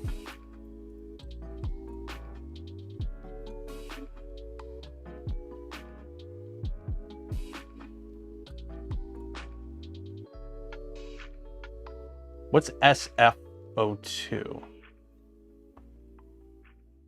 This repo is the default LDO configuration of Revo and Orbiter. Okay. Okay. You know what? I might just reach out to E3D and see if they just want to sponsor a bunch of Revos for this. Call it. You know what? I just might do that. Might just do that. I'm just going to reach out and be like, hey, E3D, how you doing, folks? You wanna sponsor some stuff? Because then it's just easy. It's just easy then. You know what? That's what I'm gonna do. I'm just gonna assume E3D is chill, and we're just gonna go like this. Sound good? Everyone good with that? I'm good with that. You good with that? I'm good with that. Why is this part not orientated? Why is this part not orientated?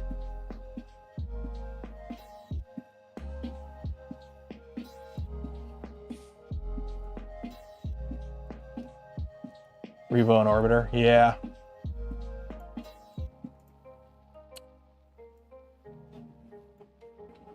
It prints like that? But how'd that go print?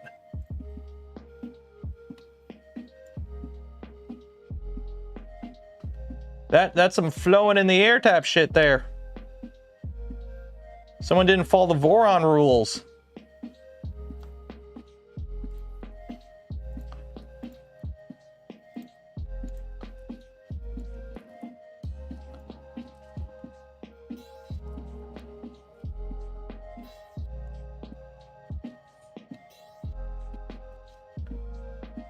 Else needs support. Yeah, that'll print like that. I'll print like that, and then it'll just bridge. Yeah, that'll just bridge. Yeah, it's just gonna bridge. Yeah. Okay. The forearm police gonna get him. Okay, so I'm just gonna print one of these. What is this part? What is that part? Nighthawk. Oh, the Nighthawk cover. Okay. Yeah, so we're just going to print this like this. See, this has built-in support. Recesses in the bottom. What recesses in the bottom? What recesses in the bottom? No recesses in the bottom.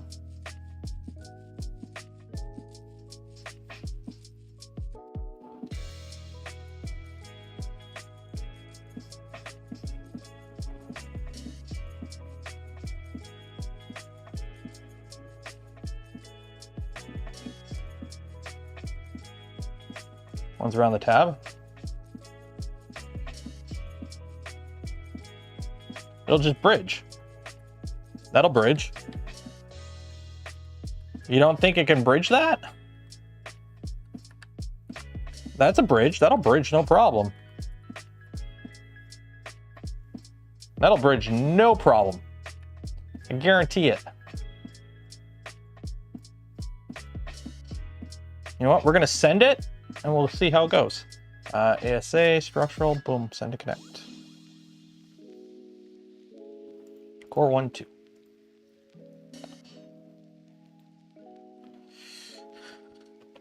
Come on, guy. It'll bridge. Skip the heat up. And actually, close the tops.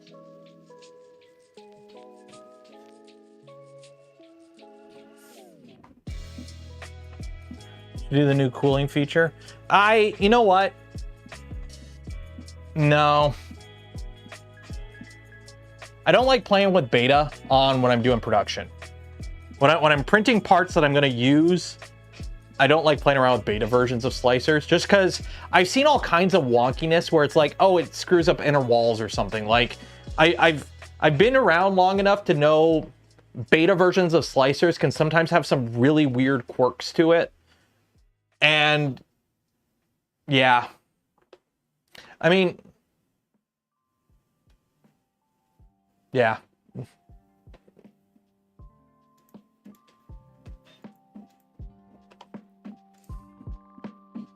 So that's all the accent parts.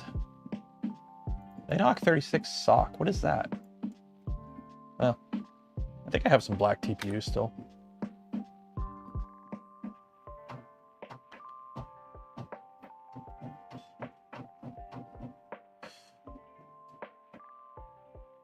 Does it have better? I don't know. I've never used an ant head tool head. I've never.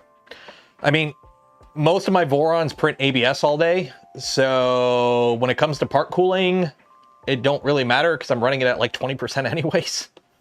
So that's like why I'm not concerned about the part cooling on this Prusa, because it's like, oh, you should put the Mark IV's fan in there. And I'm like, this machine's prints PETG and ABS. What does it need better cooling for? I could just bump it up from 20 to 25% if I need better cooling. A better fan just lets me run it at a lower RPM, and I don't care about noise. Although I will say, it has been unbelievably nice doing a print farm job using the bamboo or the Prusas, because I've been able to run these printers for like 2,000 hours, and it hasn't disturbed anything because they're all Prusas and they're quiet. Like when I did the Mando suit, and I was printing stuff on like the bamboos and like a V400, FL Sun V400, it was freaking loud. So having nice quiet printers is nice. Does Anhead work with Voron tab? I believe so. Anything that mounts to the standard Voron mount will work.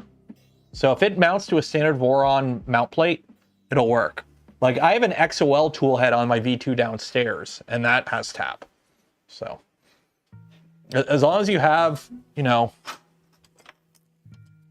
as long as it'll mount to this plate, this is a CNC'd one, but as long as it'll mount to this plate, you're golden. Okay, so those are printing. That's printing and fixed. This is still tacky. Your epoxy. Gorilla Glue epoxy. Why are you still not drying? Oh well. I just let it sit for a bit. Okay, so now it is tomorrow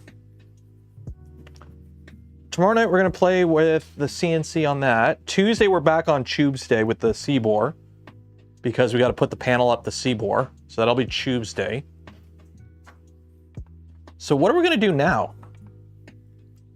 Okay, class, what are we gonna do now? We got some time left here. We've got about an hour. Have I tried any of the Prusa PPCF? I have not tried the Prusa stuff.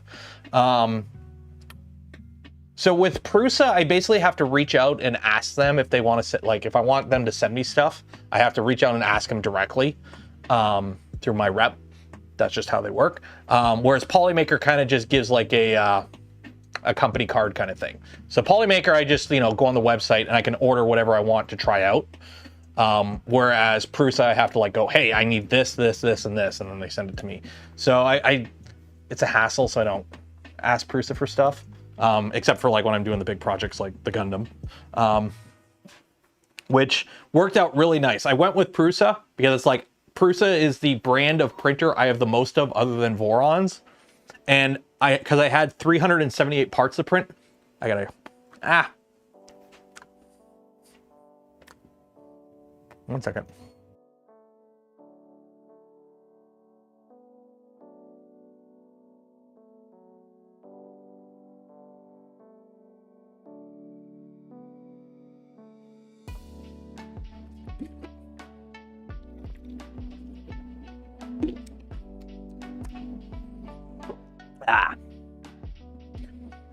Oh, that felt weird. You ever get a hair stuck in the back of your mouth? I just had like a random hair make its way into like a fold in the back of my mouth and I couldn't get it out. But anyways, because I had so many parts to print for the Gundam, I literally wanted to just go throw whatever spool I needed next on whatever printer was open whatever file I needed to print and hit slice and go. I did not want to be faffing about with changing settings or tuning or anything. I just wanted to be able to, like, the quickest way possible, filament on printer, load file, slice, go. Auto generate supports, auto orientate, just like let it do it all automatically. And so I did everything on the Prusas for that.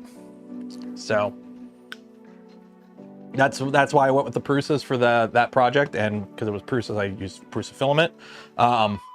And it worked out really good. Because guess what? Most of the good companies make good shit. So, but unfortunately, because Prusa is over in Europe land or down in Yankee Doodle America land, up here in Canada land, shit's expensive. So I don't really buy Prusa, unfortunately.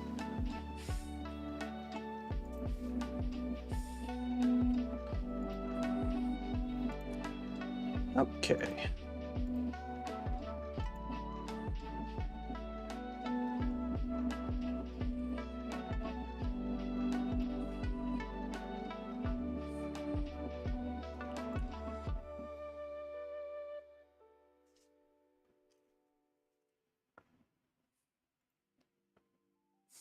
Also, I love John's hat.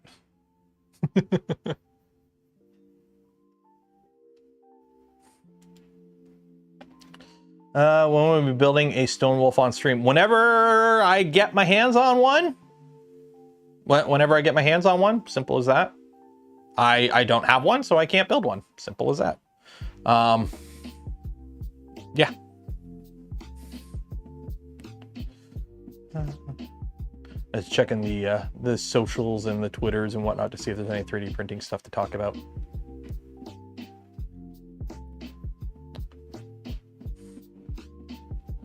Anyone know the helmet model that is behind Nero?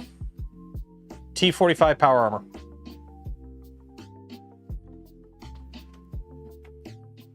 It is T45 power armor. And now that the Gundam is pretty much done, why do you think I ordered so much PETG filament? Because we're finishing this guy up. So I got to print some chest pieces. I got to print some chest pieces. I got to get to sanding. I got to get to painting. I actually have all the arm and shoulder armor partially sanded. I got to get it to painting, priming, and doing all that bullshit. And then I got to reprint the chest piece and the back piece. And then I also need to figure out how to mount the lower arm. The lower armor stuff I figured out, I kind of want like shorts. So I can mount like the butt pad, the cod piece, and like the thigh armor to it. And then I could just put that on like pants, put suspenders on, and then I could step into the boots for the power armor. I'm hoping I could do it that way. I got to figure it out still. And then the upper body stuff as well. I got to figure out. That's the problem. I got to figure out how to rig it all to me because I'm like 6'7" wearing the whole armor suit. I'm not 6'7". So, yeah. Skip absorbing heat. Ain't nobody got time for that. Gonna need a suit room. I know. I've got the Mando suit. I've got. It's funny. I've got a box of Helldiver armor that I never finished. I have the armor, it's all like ready for paint. I just never got around to finishing the Helldiver suit. I have the helmet done, because I stopped playing the game, that's why I never finished the suit. So I have a box of Helldiver armor I could finish probably in an afternoon if I really wanted to. I've got the helmet, I've got the Mando suit, a full Mando suit. I've got a partially finished T-45 power armor suit. I've got a 6-foot Gundam. This is one of the reasons I'm redoing the room. I've already moved some stuff downstairs. Like, you know what? The video, the Gundam video won't be this weekend because I have to film it. It'll probably be next weekend. But like, just to give you an idea, I've already moved some stuff around down here. So here, let me find a picture I can share. What is one that I can actually share that? Yeah, screw it, whatever, here's the tease. So this is it, mostly assembled. So I've already moved this tool bench out of the way. This bench is gonna be moving over where this rack is. This rack, I have no idea where I'm gonna put it, but it's gonna move. So it's gonna be basically like the corner is gonna be open to having stuff in it. This guy's gonna be right in the corner. So there's your tease for the Gundam. So make sure you're subscribed so you don't miss that video. But it's not done there. It's not sitting perfectly right, and it's missing the backpack. So it's kind of like leaning backwards a bit because it weighs 80 pounds. Actually, it's more than 80 pounds. I printed 50 kilograms of filament for it. So it's 122 pounds of filament minus, oh, I do have my scale out here. You want to know how much support material I wasted on this Gundam? Well, not wasted, but let's figure out how much support material is garbage because of the Gundam.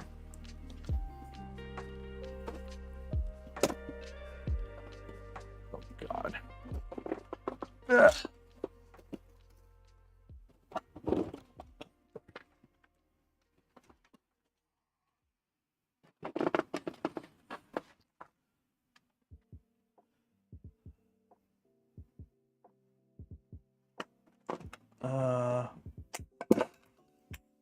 Well, that fell and broke. That's great. 5 kilograms. This is 5 kilograms right here of support material. It broke right on the gloop seam. Or I didn't gloop this, that's why. I think I just like super glued this because I couldn't find where I put the gloop. Okay, so now I gotta fix this. Hey look, gloop. They literally fell and broke exactly where I wanted them to break, if they ever did break. People complain what comes out of poop shoops. Yeah, but those people don't have 6-foot Gundams. Look how badass that thing looks. Actually, this is a new bottle gun. I gotta shake it up.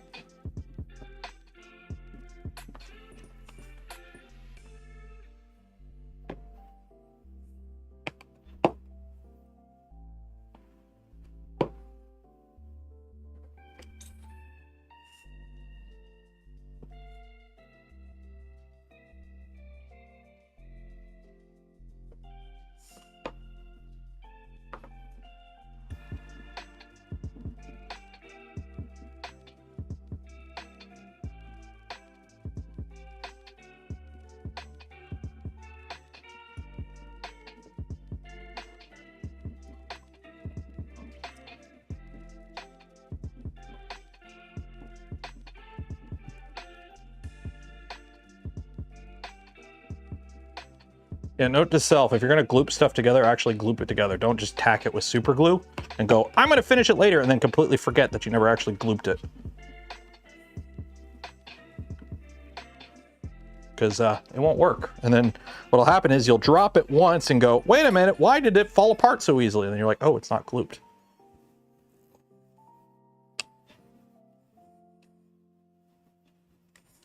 Also, gloop, you have to push it.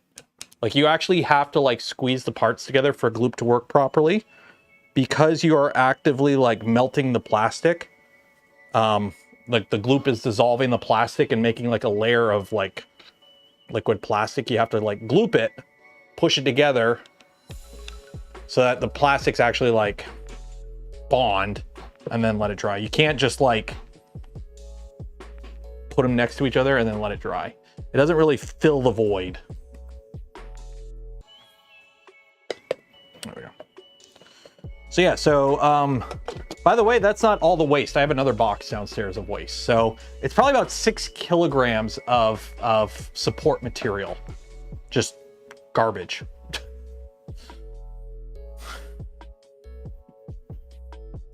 Like the backpack itself, just so you know. I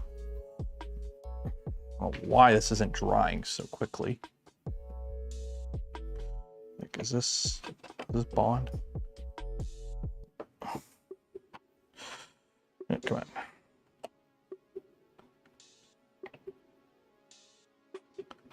Really? That didn't stick? This is the worst epoxy ever. Anyways, if you're wondering how much the backpack weighs, I think the epoxy is expired. Yeah, the backpack's 2.2 kilograms, or 2.3 kilograms on the backpack. The torso, I believe, is 5 kilograms. Each arm is about the same. Yeah, I think that epoxy is expired. Yeah, throw that in the garbage. Ultra Bond. Might use that. Ooh. What else do I have here? Cold weld. Oh, man, I could have JB welded it. Steel reinforced resin. I could have JB welded it. It would not have gone anywhere if I JB welded it. Now, did anything stick with your Gorilla Glue? Okay. Well, I'll let it set overnight, and if it's still, like, not dry, I'll just JB weld that bitch. If you JB weld it together, it ain't coming apart.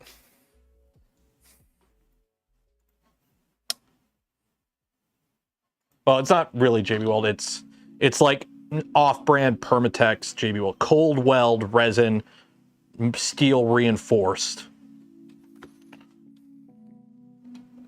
Ooh.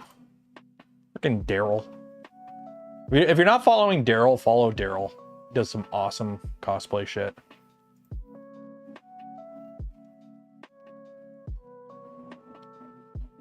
So many good tips. Anyways, foil hats are best hats. Yeehaw!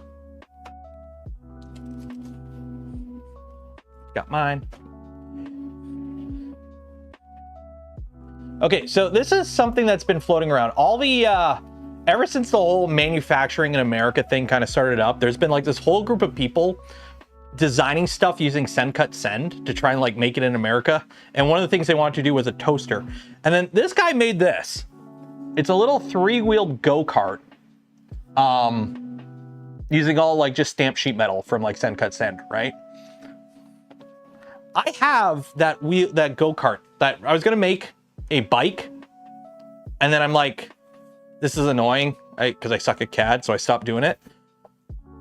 But I've got that Venture XL. I'm sure making something like this 3D printed would not be hard. Like, I'm sure that would not be hard to 3D print something like that. What do you think? Like, that does not look like something hard to 3D print. Obviously, you're going to need a bit more beef because it's 3D printed and not metal. But I'm sure I could 3D print a go-kart like that. Do it? Okay, we'll design it on stream tomorrow. Sound good? How's the prints going? Prints are going good. Prints are going printingly. Because we have, I actually have it right here.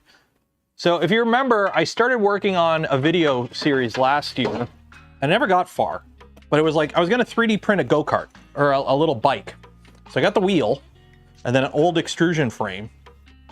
And I'm like, I could easily make a go-kart now using extrusions and a few printed parts.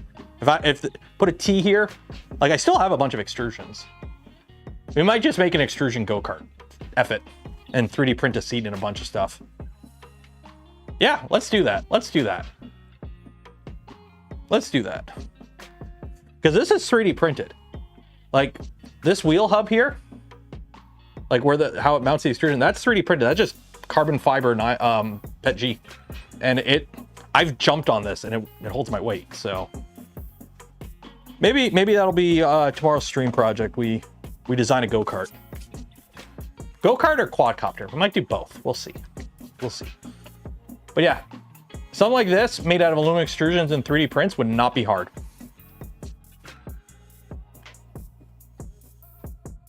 The front wheels is going to be interesting. Figuring out how to get the wheels to turn. How does that work? How do you, because there's a bunch of people making these now. So I would need front wheels. I need to get some wheels. I know Ivan did a 3D printed go-kart. I know Ivan did. I rode it around. He brought it to Murph there, or Open Sauce last year. Oh, hey, I'm wearing the Open Sauce shirt today. Ever done a project that involves 3D printing and mold making? No. Yes.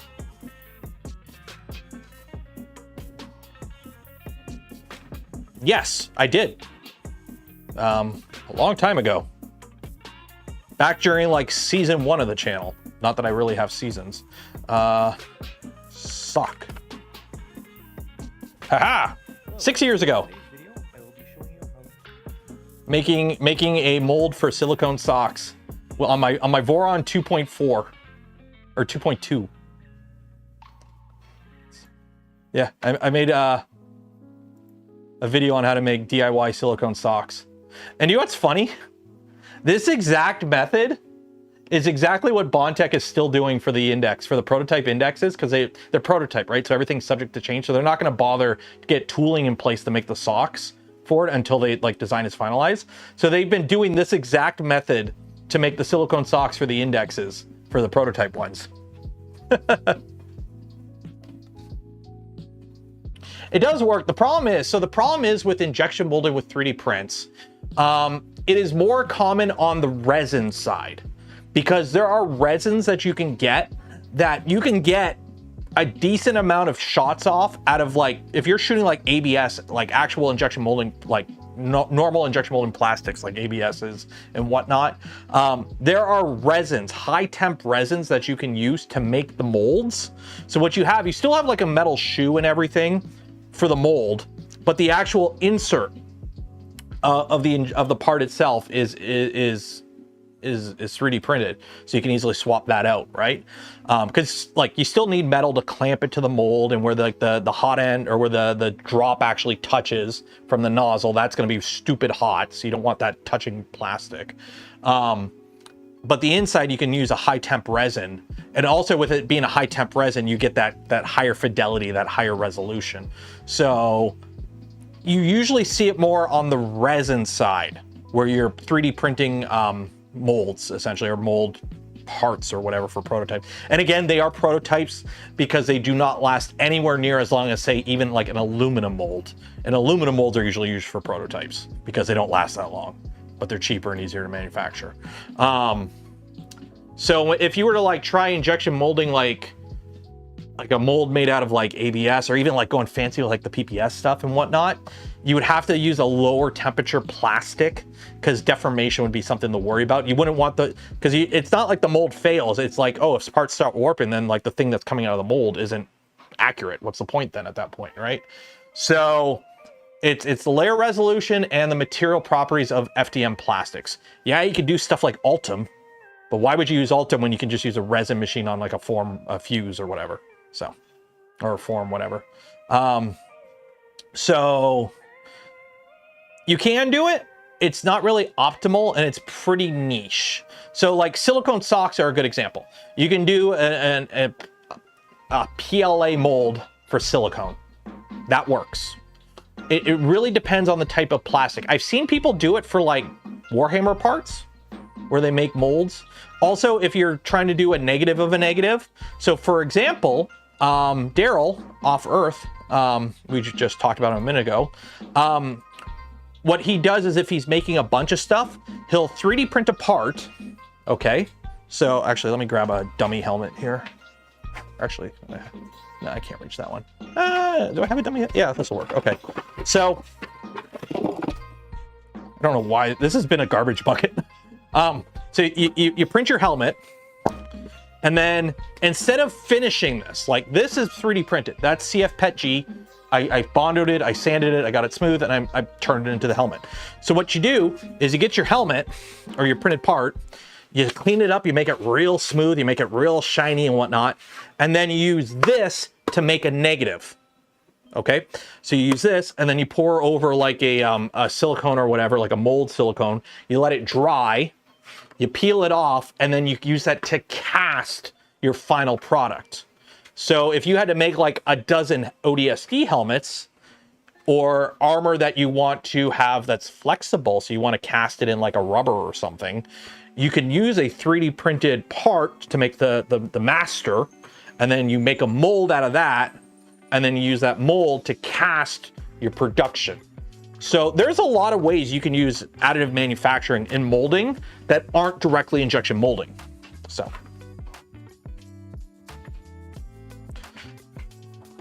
By the way, the reason I never actually got around to finishing this helmet is the scale is way off. It is way too big of a helmet.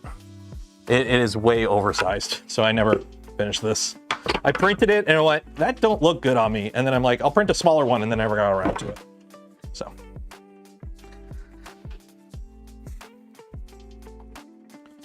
I'm currently making a printed TPU mold for a cast concrete award and needs to take inserted. See, that could work.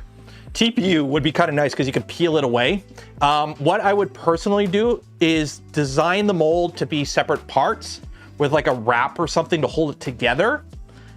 So have it like four different, like if say you were making a triangle, right? So you would have boom, boom, boom, boom, like your four sides. And then you would put it together with like some pins or something to hold it in place. Pour your concrete. You're gonna have to vibrate it to get the air out, by the way. Make sure you vibrate to get the air out. Otherwise, you're gonna have air pockets in it and it'll show up. And then when it's done, you could take it apart easier. So, 3D printed go-kart.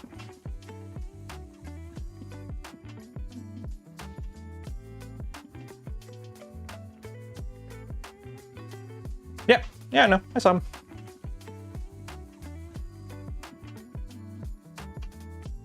I am subscribed to Ivan. I do watch his videos. I do watch his videos. I haven't seen this one yet.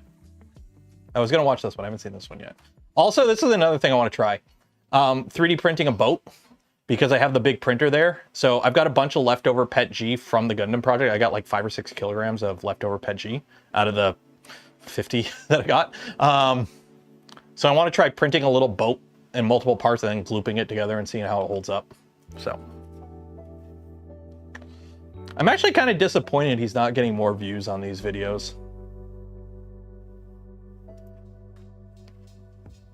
The Marvel videos did really good for him, but these ones kind of like 200. Like this is more views than any video I've ever done, but this should be like this is a higher view video, I believe. This should have higher views. That's what I mean. Like YouTube's kind of killing the views on a lot of channels. I have 3 printers printing right now, and I keep forgetting they're printing because I don't hear them.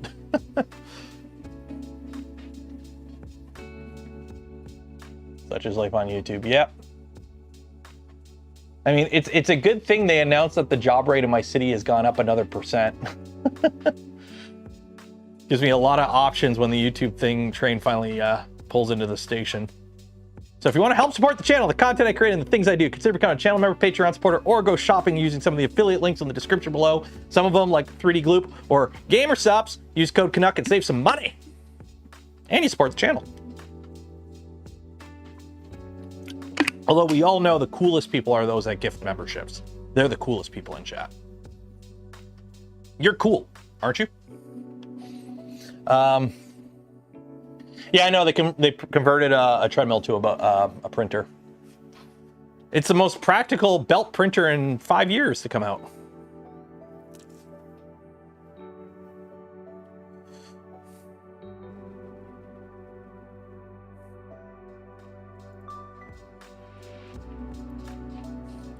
Andrew Rogers gifted a community membership. Cheers and appreciate it.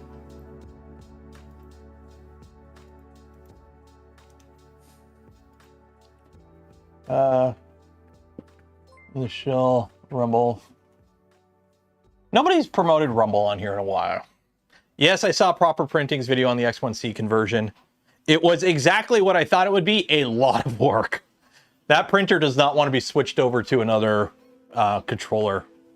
Lance Wood became a channel member. Cheers and appreciate it. Remember, for $2 a month, you help support the channel. You get access to channels in the Discord that aren't public. You get to see behind the scenes stuff. You get to hang out when we do the monthly members only live stream. And maybe I'll figure out some other benefits in the future. I just don't like gatekeeping stuff behind paywalls. Like, I know a lot of channels that like members only videos and whatnot. I don't like doing that, which really sucks because it works.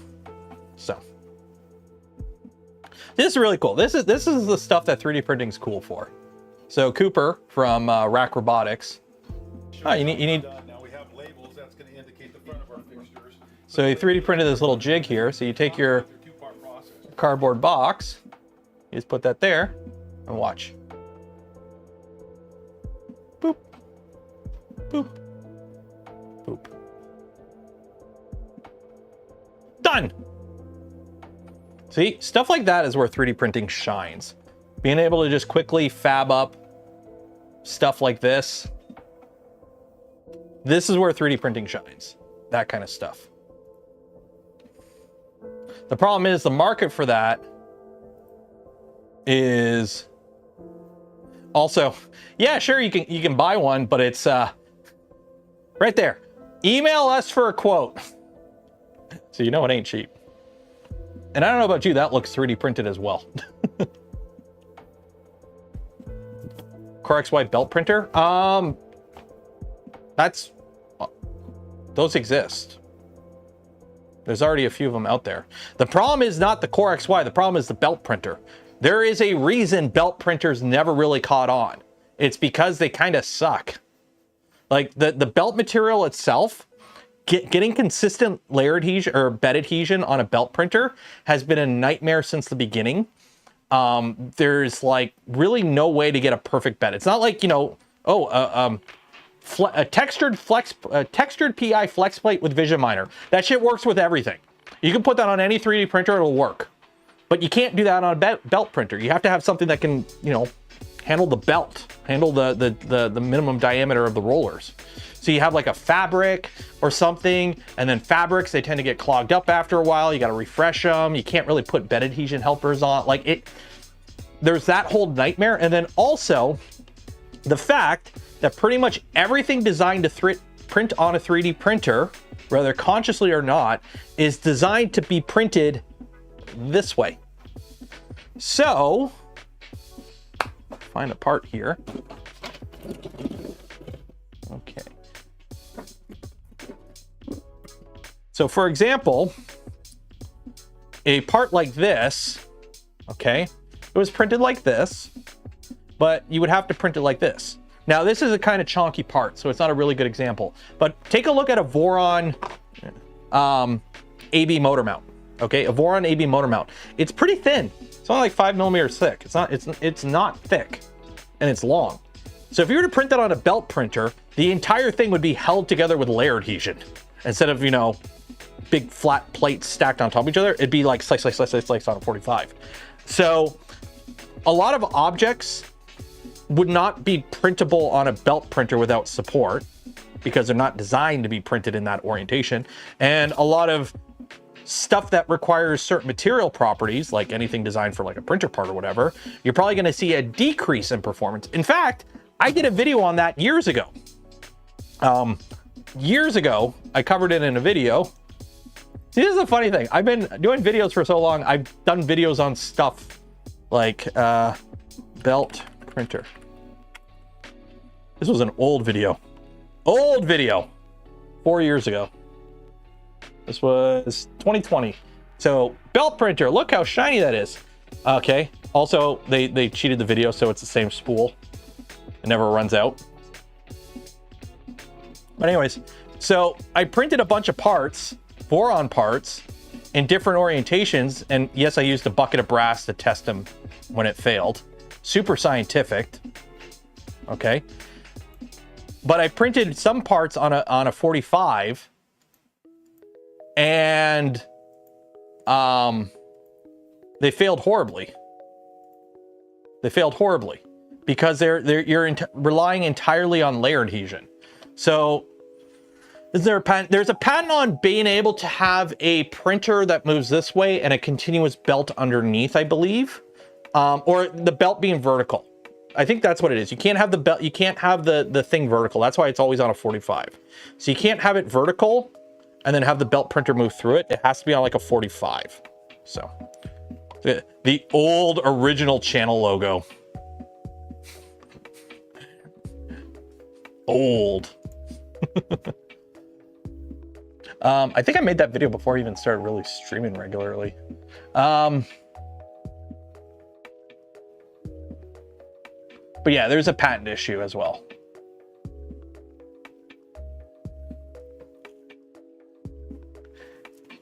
Hey, Michael. Don't forget, we are going to be doing the giveaway. We're probably going to be doing it at 1:45, so in half an hour, because I gotta punch out right at 2. So, how are these prints coming along? Printingly. Oh, and hey, that's printingly. The printers are printingly.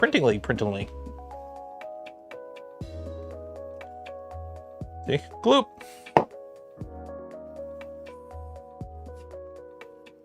Good.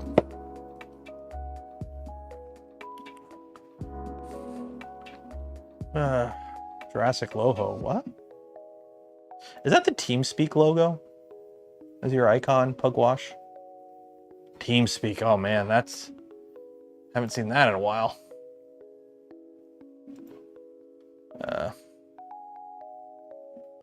See, I should have just watched this guy's video on it. Figure out what I needed to print. Because this is basically the exact same setup I'm doing.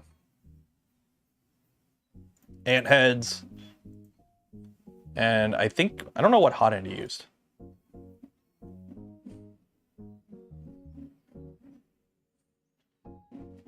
What hot end did he use?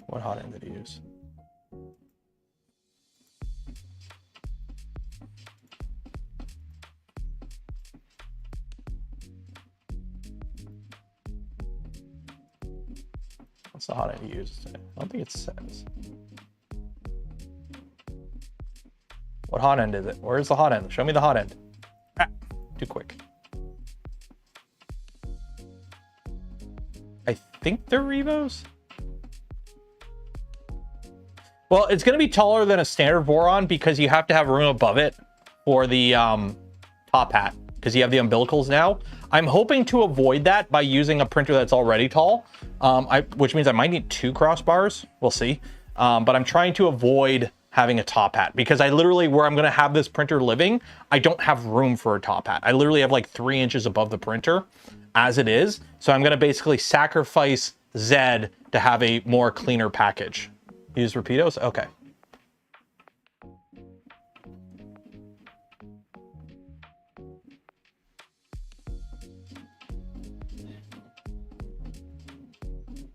Like, I'll be honest, it's a tool changer, so high flow isn't something I'm looking into crazily because I have printers that are large volume and have ultra high flow hot ends already. So if I need to print something big and fast, I'll go to one of those printers. This is basically going to be for planting when I got to do multicolor or multi-material ABS because my Prusa XL isn't enclosed. So I already don't do a lot of multi-material, multicolor to begin with. unless I really need to. So adding another one to the mix is just going to mean even less work. Hue forges, yeah, Hue forges be nice, but I do Hue forges right now on the XL because the XL has a bigger bed, right? And also tool changers, you don't really need a tool changer for Hue forge. You can do Hue forges manually. Like I can do Hue forge on the Venture XL, no problem. It's just, oh, I got to do 8 filament swaps. Oh no. Till you have to deal with the U's. Yeah, that's why I might reach out to E3D and be like, hey, can you just send me a couple of Revos? Oh, 1 second.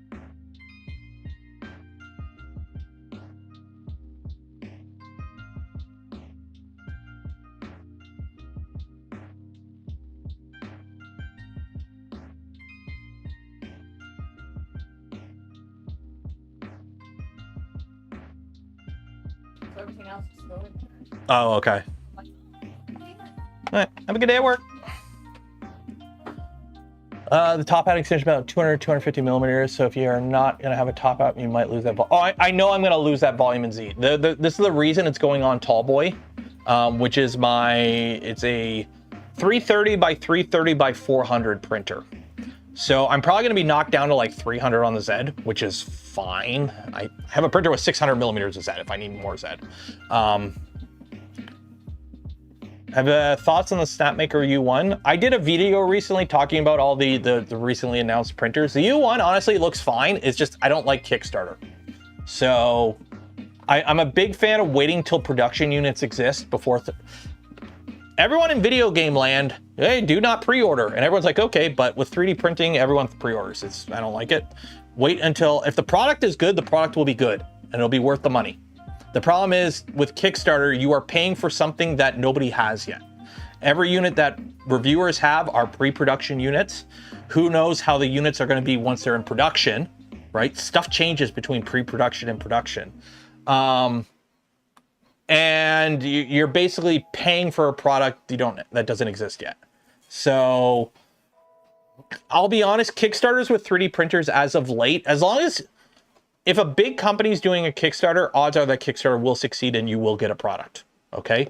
When you have a company that comes out of nowhere and it's like, we're revolutionizing 3D printing multi-material, and then you look at their product and it's an Ender with a 12-unit AMS slapped on top of it, literally on top of an Ender clone, and it's a company you've never heard of before, then maybe hold off on the Kickstarter. But if it's like an actual established company like Snapmaker, Creality, Bamboo, whatever, well, actually Bamboo established themselves with a Kickstarter, but that's beside the point. You're probably gonna get the product, but it could be like an Orange Storm Giga situation where you got the product, it just wasn't worth it. So. Should I upgrade Stealth Burner with Revo to Jabberwocky with the conch? Should you upgrade? I mean, well, if you're going to box turtle, you're gonna need a filament cutter. The Jabberwocky has a filament cutter built into it, and the conch, I believe, does get a bit higher flow than a Revo high flow, but I'm not 100% sure. With multi-material and stuff like that, I'm more concerned with oozing and flow control than high flow. Where did I put it? I have one somewhere. I gotta figure out where I put it. I think I might have a conch somewhere, but I don't know where I have it. I gotta look.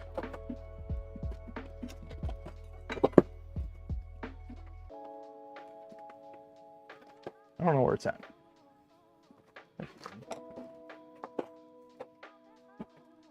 Somewhere around here.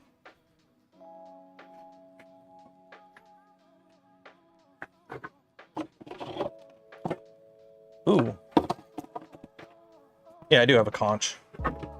That's a big spider. There are so many spiders in my garage. Yeah, I have a conch here. A Fetus conch. Conch, conche, konnichiwa.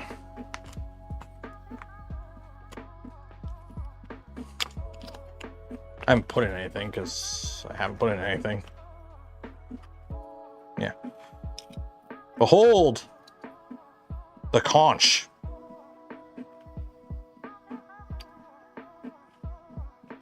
I mean, it's bamboo hardened.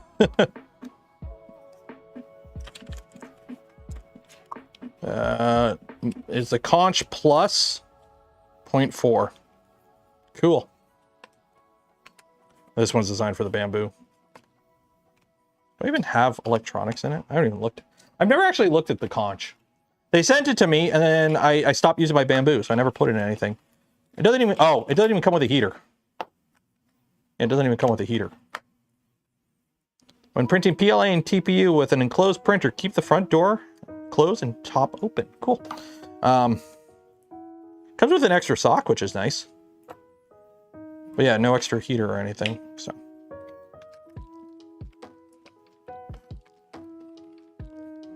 Cool.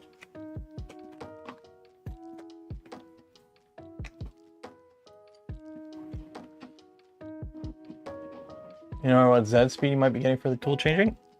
Fast. I mean, it is a, that printer is running a Kraken, so it'll move. Index will probably need something like a top hat to avoid. Yeah. It depends on the setup you're going with. The thing with Index, they haven't really, they've shown off some current solutions for mounting everything and everything. The thing is that is going to depend on the printer you're putting it on, and it's subject to change because they're still actively developing it, right? So, Antstar, you are like the 18th person to bring it up today. Yes, I have seen it.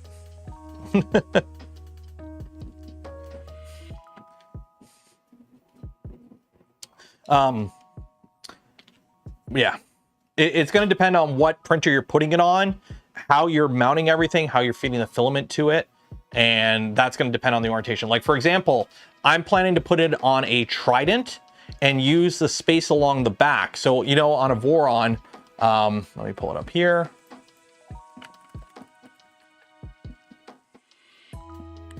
So on a Voron, gallery, I don't know why it's iCloud. So you know how you got this big open area in the back here? Do we have an overhead view? Yeah. So see this extrusion in the back here between the two A and B motors? There's nothing going on back there. So what I want to do is mount my tools there, which means I have to design a carriage that grabs it from the other side of the extrusion. Okay. So I'm going to have to do a little bit of faffing about to figure this out, but I don't want to be grabbing filament from the front of the printer. I want to be grabbing filament from the back of the printer. Okay, I want to grab it from the back. So that way I can have like a box above it, just feeding right down into the indexes, and then just go oop, oop, oop, oop, instead of having like a feed system feeding filament to the front, like over the, like, I don't know. Am I going to Formnext? Maybe. There's a chance. There's a chance I'll be going to Formnext. I haven't gone to Formnext yet. It's like the one big 3D printing show I haven't gone to yet. The problem is it's in Germany. And it's during a time of the year where my wife has already burned off all her vacation time, so we got to figure it out. Like an XL, but it's a Trident, basically.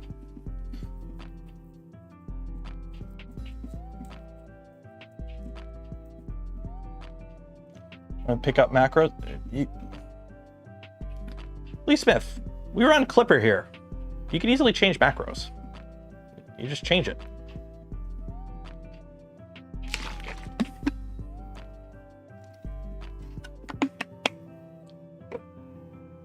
You just change the macro.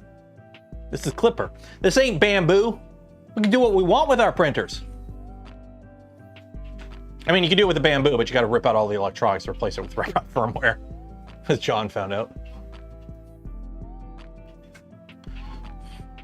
The old reach around extruder. Yeah, so basically I would have to take the current tool head. The thing is, you can't, it's not like you could just spin around the XY. Like, you can't just grab the X gantry and spin it 180 because the belt pathing would change. So what I'm going to probably do is just have a tool head where like the carriage grabs the extrusion, or grabs the carriage here, and then it just kind of wraps around the extrusion, and then have the tool head on the other side, like really close to the thing. So I will lose some Y. I'll go to like some like slim idler so I can move further forward a bit. But I am going to lose some Y, but I'm putting it on a 350 machine, so it doesn't really matter too much. And I'll be able to shift the bed back, I think. I don't know, I'll figure it out. Where would the carriage be umbilical? The side? Figure it out. Figure it out. No rush.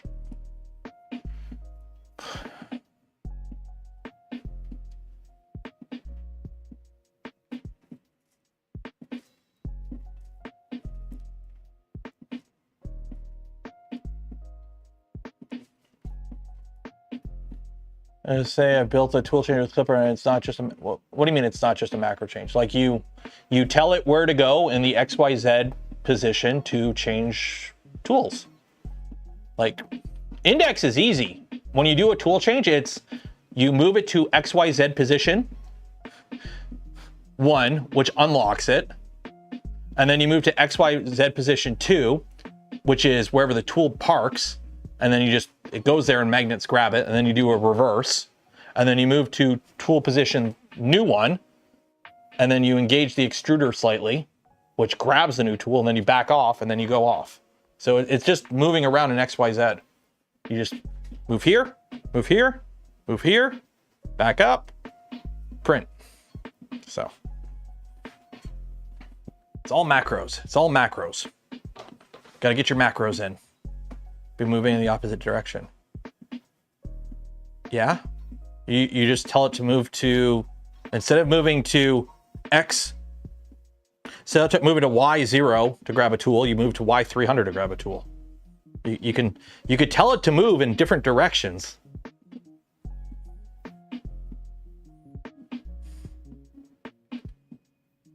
You just tell it to move in different directions.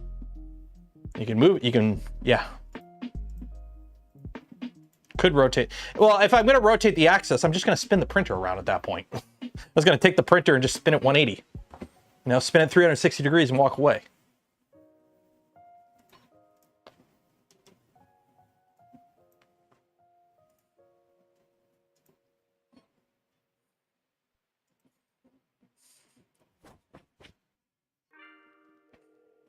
And you could still have 0, be the front left corner. You just tell it the tools are at the back instead of at the front.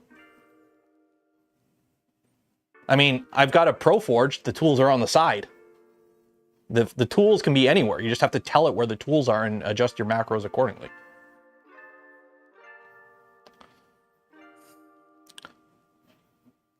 Although I can't get the ProForge working. I keep having issues with one of the tools dropping out. So right now it's a two tool changer that's unenclosed and it's not getting a lot of use.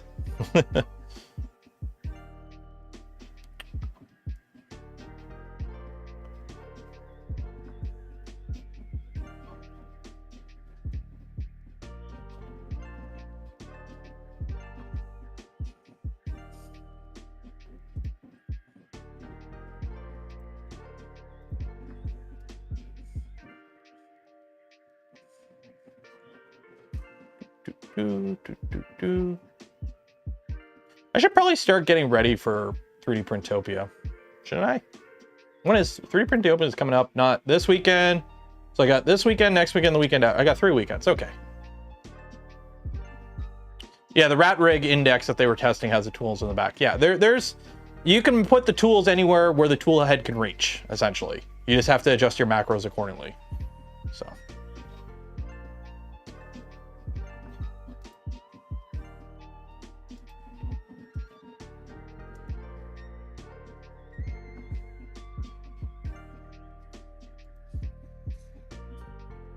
Different tool head options so you can do side.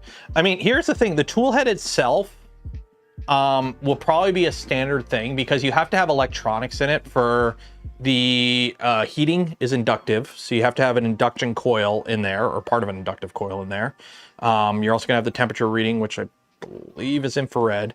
So it's all wireless. So those certain things have to exist in a certain orientation for them to work properly. Especially with like power transmission and whatnot with the inductant.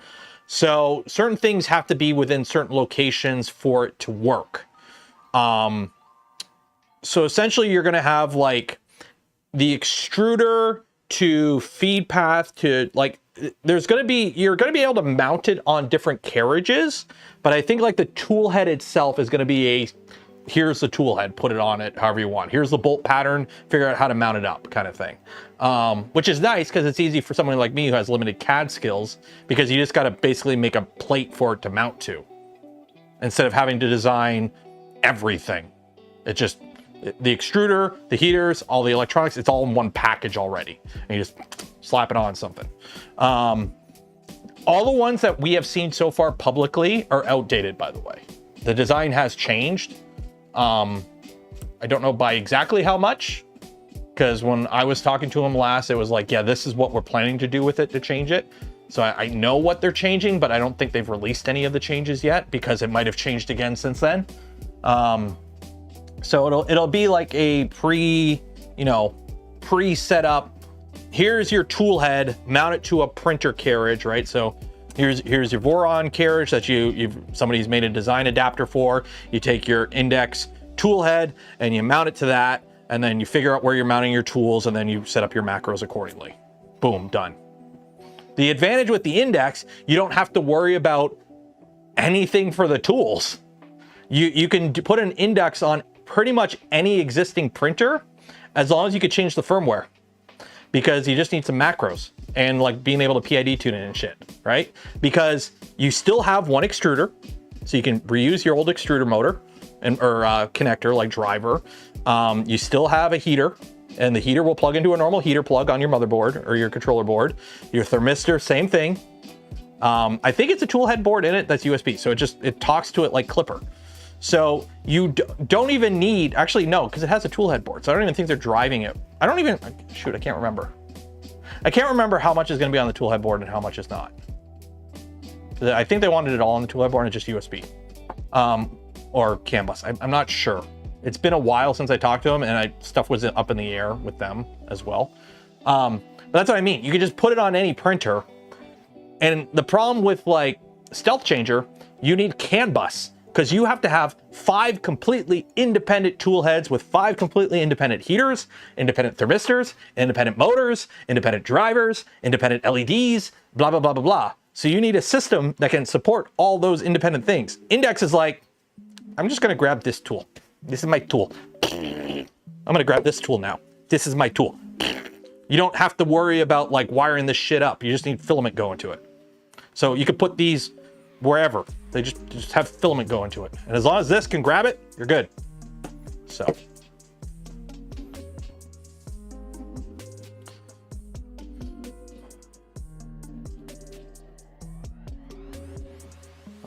The worry I have with Bamboo tool changer, it's not a tool changer. Do not call the H2C a tool changer. It is not a tool changer. It is a hot end changer. It is not a tool changer. It can swap the hot ends. All these printers are tool changers. Did you know that? This is a tool changer. That's a tool changer. That's a tool changer. I mean, I have to use a wrench in my hand, but it's a tool changer, according to Bamboo. The H2C is a nozzle changing or a hot end. It's a hot end changer. It's not a tool changer. No, the atom form is a hot end nozzle changer, which means the tools for the index are going to cost more. Or for the, whatchamacallit, the H2C are going to cost more. Yeah, the H2C is not a tool changer.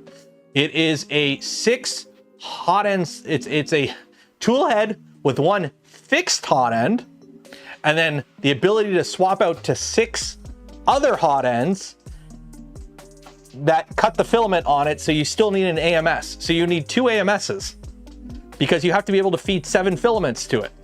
1 for the fixed one, and then 6 for the changeable ones. And on each filament change, it still cuts the filament, it docks, you have to retract out the old filament, feed in the new filament, pick up the new tool head. Now you gotta wait 8 seconds for it to heat up, which whatever, but it's still, now you gotta wait 8 seconds. You didn't have to wait 8 seconds before. And then you gotta feed the new filament in. And the thing is, you now have cut filament. So the filament that's in the hot end already was cut above the heat break, or above the heat sink. So it's cold. So when the new filament comes in, it's pushing against cut filament. So if you go right to printing and you do a retract, you're taking the pressure off, but you're not, pulling the filament back at all.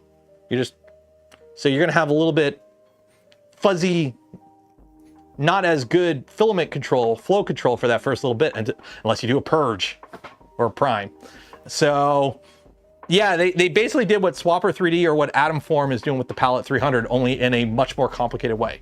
Although actually the Atom Form one's pretty complicated because out the carousel. So it's kind of like, to do what they want to do, you have to do it the way Index does it, where the filament stays loaded in the tool. The problem is it doesn't look as pretty and it's not as elegant of a system because now you have Bowden tubes going everywhere, but it's a more functional system. So what about retractions? Yeah. Why what? Matt, why what? So, and then you got Prusa showing off a Core 1 with Index. You know, they haven't officially said it's Index. Bondtech has teased the heck that it's Index, so we're just going to call it Index. So Prusa has a flavor of Index shown off in a Core 1. Well, guess what? I guarantee you they're working on putting it on an XL. So expect an XL2 in the future. So, because, you know, think how many racks of how many colors you could fit on an XL along the back. XL fits 5 tools right now, which is more than most other AMS systems, which are 4, and the U1, which is 4. So now you got 5 colors, but those are big tool heads. I think it's only 35 millimeters for each tool on an Index. You need 35 millimeters of clearance on each side. So it's like 65 millimeters or something. So you could fit like 8 to 12, I can't remember exactly. You could fit like a lot of Index tool heads across the back of that. So, and they're all inert. You don't have to worry about some carousel system or latching. Well, there is a latching mechanism, but the latching mechanism on an Index is powered by a pin pushing and then the extruder gear engaging. There's actually no separate servo or anything in an Index system. There's not. It works off of a pin pushing to unlock it, and then that cams it open, and then it moves into position to grab the new filament, and then to grab the new tool, it literally just re-engages the extruder motor for a second, which just cams it back in and grabs it. And then it just runs it normally after. So it's a camming action. So this way you don't need, it's less hardware. So.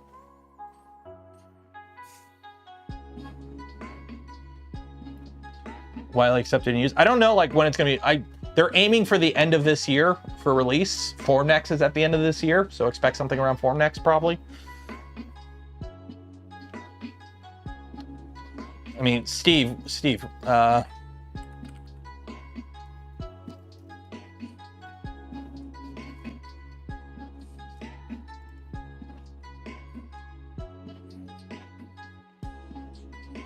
yeah. I don't know about you, but that's 7 tools on a Core 1. Core 1's this big. They got 7 tools across it. It starts at T0.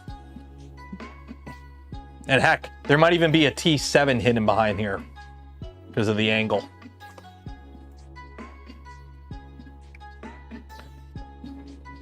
So yeah, it's the advantage with Index, you could put it on pretty much any printer. Bondtech is going about it the smart way.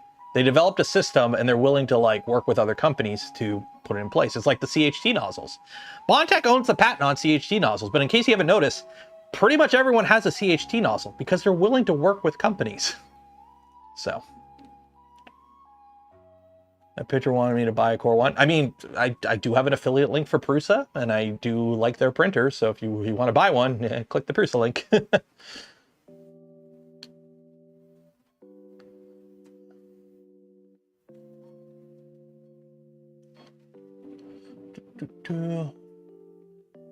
On the Core 1, have you had the filament unwind from the spool on the side? Nope. I haven't had the spools unfeed on me. I've had a few where I've tried to feed the filament in and it's kind of jumped off just because of the spool was really full while I was feeding it in, and I let tension go. But like, nope, I haven't had them pop off. I keep meaning to print the larger spool expansions on those, but I keep forgetting to. What are we at? Oh, we got 4 minutes to the giveaway. If you have not entered for a chance to win a spool of Polymaker filament, do this now. We are going to be doing the giveaway in 4 minutes. Need to get I don't have an affiliate link for Printed Solid because I can't really buy from Printed Solid because they only ship in the US, and I know a lot of my audience isn't American. I don't even know if Printed Solid does affiliate links. Do they do affiliate links? Dave! David. Do you? Are you in chat? David. Somebody who's working at Printed Solid who's watching me when they're supposed to be working, ask them if they do affiliate links. I'm assuming they do. I don't like, I don't know. If a company invites me to their affiliate program, I do it, but I don't really reach out.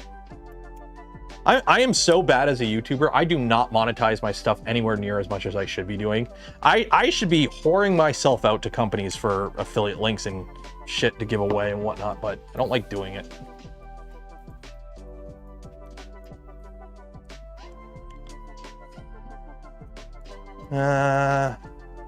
Need one heck of a filament rack. I mean, get some aluminum extrusions, fab up a rack, call it a day. I feed my Mark IV. My Mark IV that has the MMU3 on it. I just have a Prusa, not a Prusa,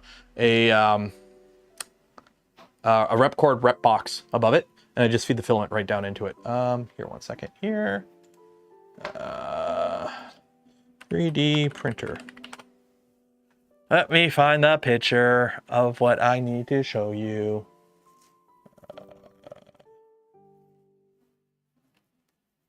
Where are you?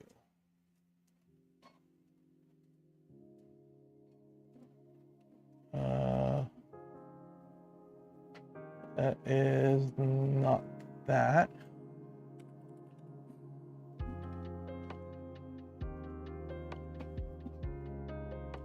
I'm gonna find the picture.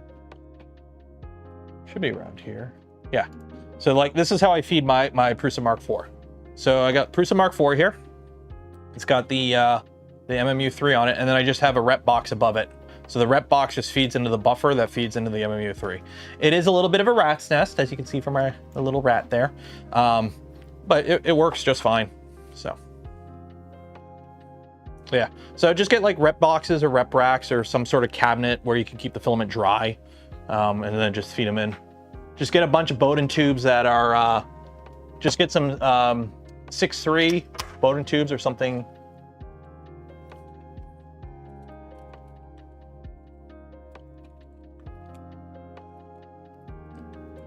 There we go. Little guy wanted me to print him a claw, so I'm like, okay. Oop, oop, oop.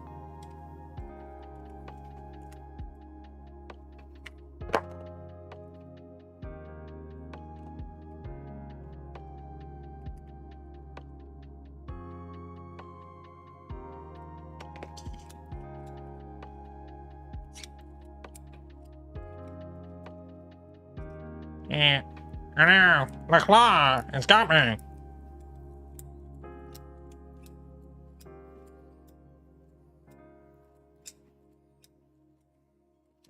Actually works really good.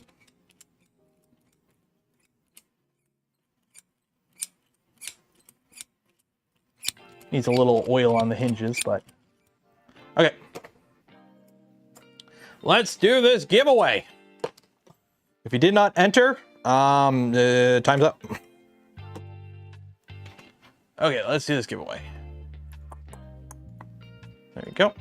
And then don't forget, if you like the smash button, right, the thumbs up, if you like that, I'm not saying it improves your odds of winning, but it's not going to hurt your odds. And in fact, now that I've mentioned it, karma or something, I don't know, it might affect it, it might not. Are you willing to whisk it? Are you willing to whisk it for the biscuit?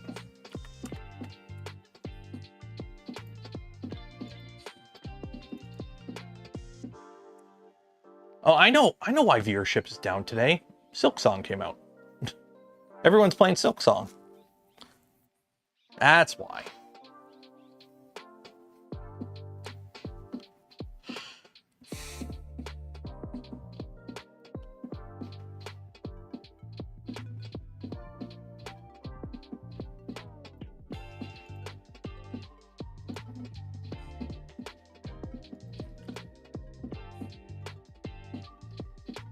We got 226 people. Finish.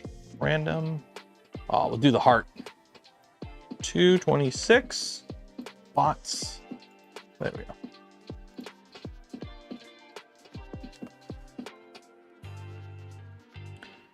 Oh, Eepy. I'm Eepy. Okay, how this works, if you win, you get a spool of filament from Polymaker. Simple as that. But if I pick your ball and you win, you are the luckiest ball in the world because you would also get a free hat. This one right here. Who is this person? Vinny. Vinny, if you win, you get a free hat. It is funny, I have picked the same person multiple times, yet nobody that I have picked has won yet. Sweet Acid is in the lead. Not anymore though. Remember, exclamation mark zoom zoom makes your ball go faster. Exclamation mark gullible makes everyone else go slower. And if you like to smash button, ring the bell, and are subscribed to the channel, it will actually grease your ball up and make it go even faster. Potentially, maybe, who knows? Getting picked as a curse. I mean, to be fair, you have the same odds no matter what of winning. You just kind of have to win the lottery twice. I have to pick your name, and then you also have to win. It makes it more interesting. It makes it more interesting. How's the printers going? Oh, the printers are printing brilliantly. I'm waiting for that part to bridge. Oh, guess what? That part did bridge. 1 second here.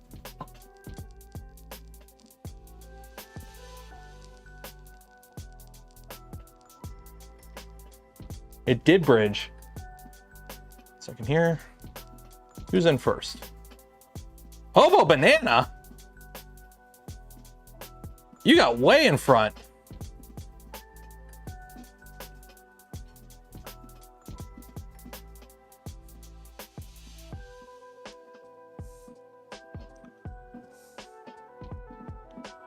We got like 20 different updates. What's going on? Why I got like 20 CBC breaking news things? What's going on in the world?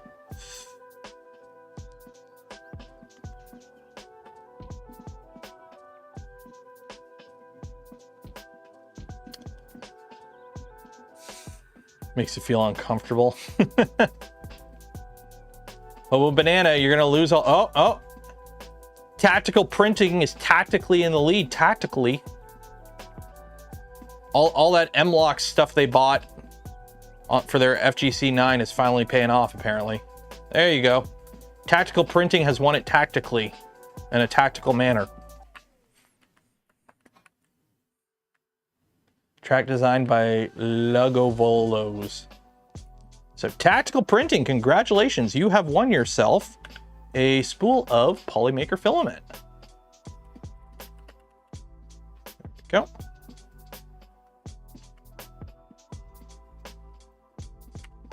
So you will get an email from me after the stream ends with information on how to collect your filament from Polymaker. Yay! Golf claps in chat. You can get... Okay. So I gotta call it there because actually I have to run at 2, so we gotta call it there. So shout out to Tactical Printing, congratulations on winning the giveaway. Every stream we give away a spool of Polymaker filament, so shout out to Polymaker for that spool of filament that they give us to give away every stream. Shout out to those that donate to the channel, gifted memberships to others, or became members of the channel yourself. I thank you. Would not be able to do the things I do, create the content I create without your continued support. You make it all possible. And yeah, tomorrow we're gonna do some CAD work, I think. We're either going to design a quadcopter or a go-kart. One or the other. It'll be fun, though. So we'll do that.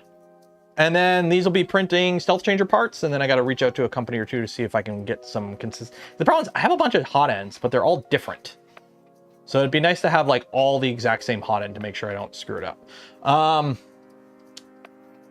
So yeah, so we're going to call it there. It's Friday. Enjoy your weekend. Be safe out there. Wash your hands. And I will see you in the future.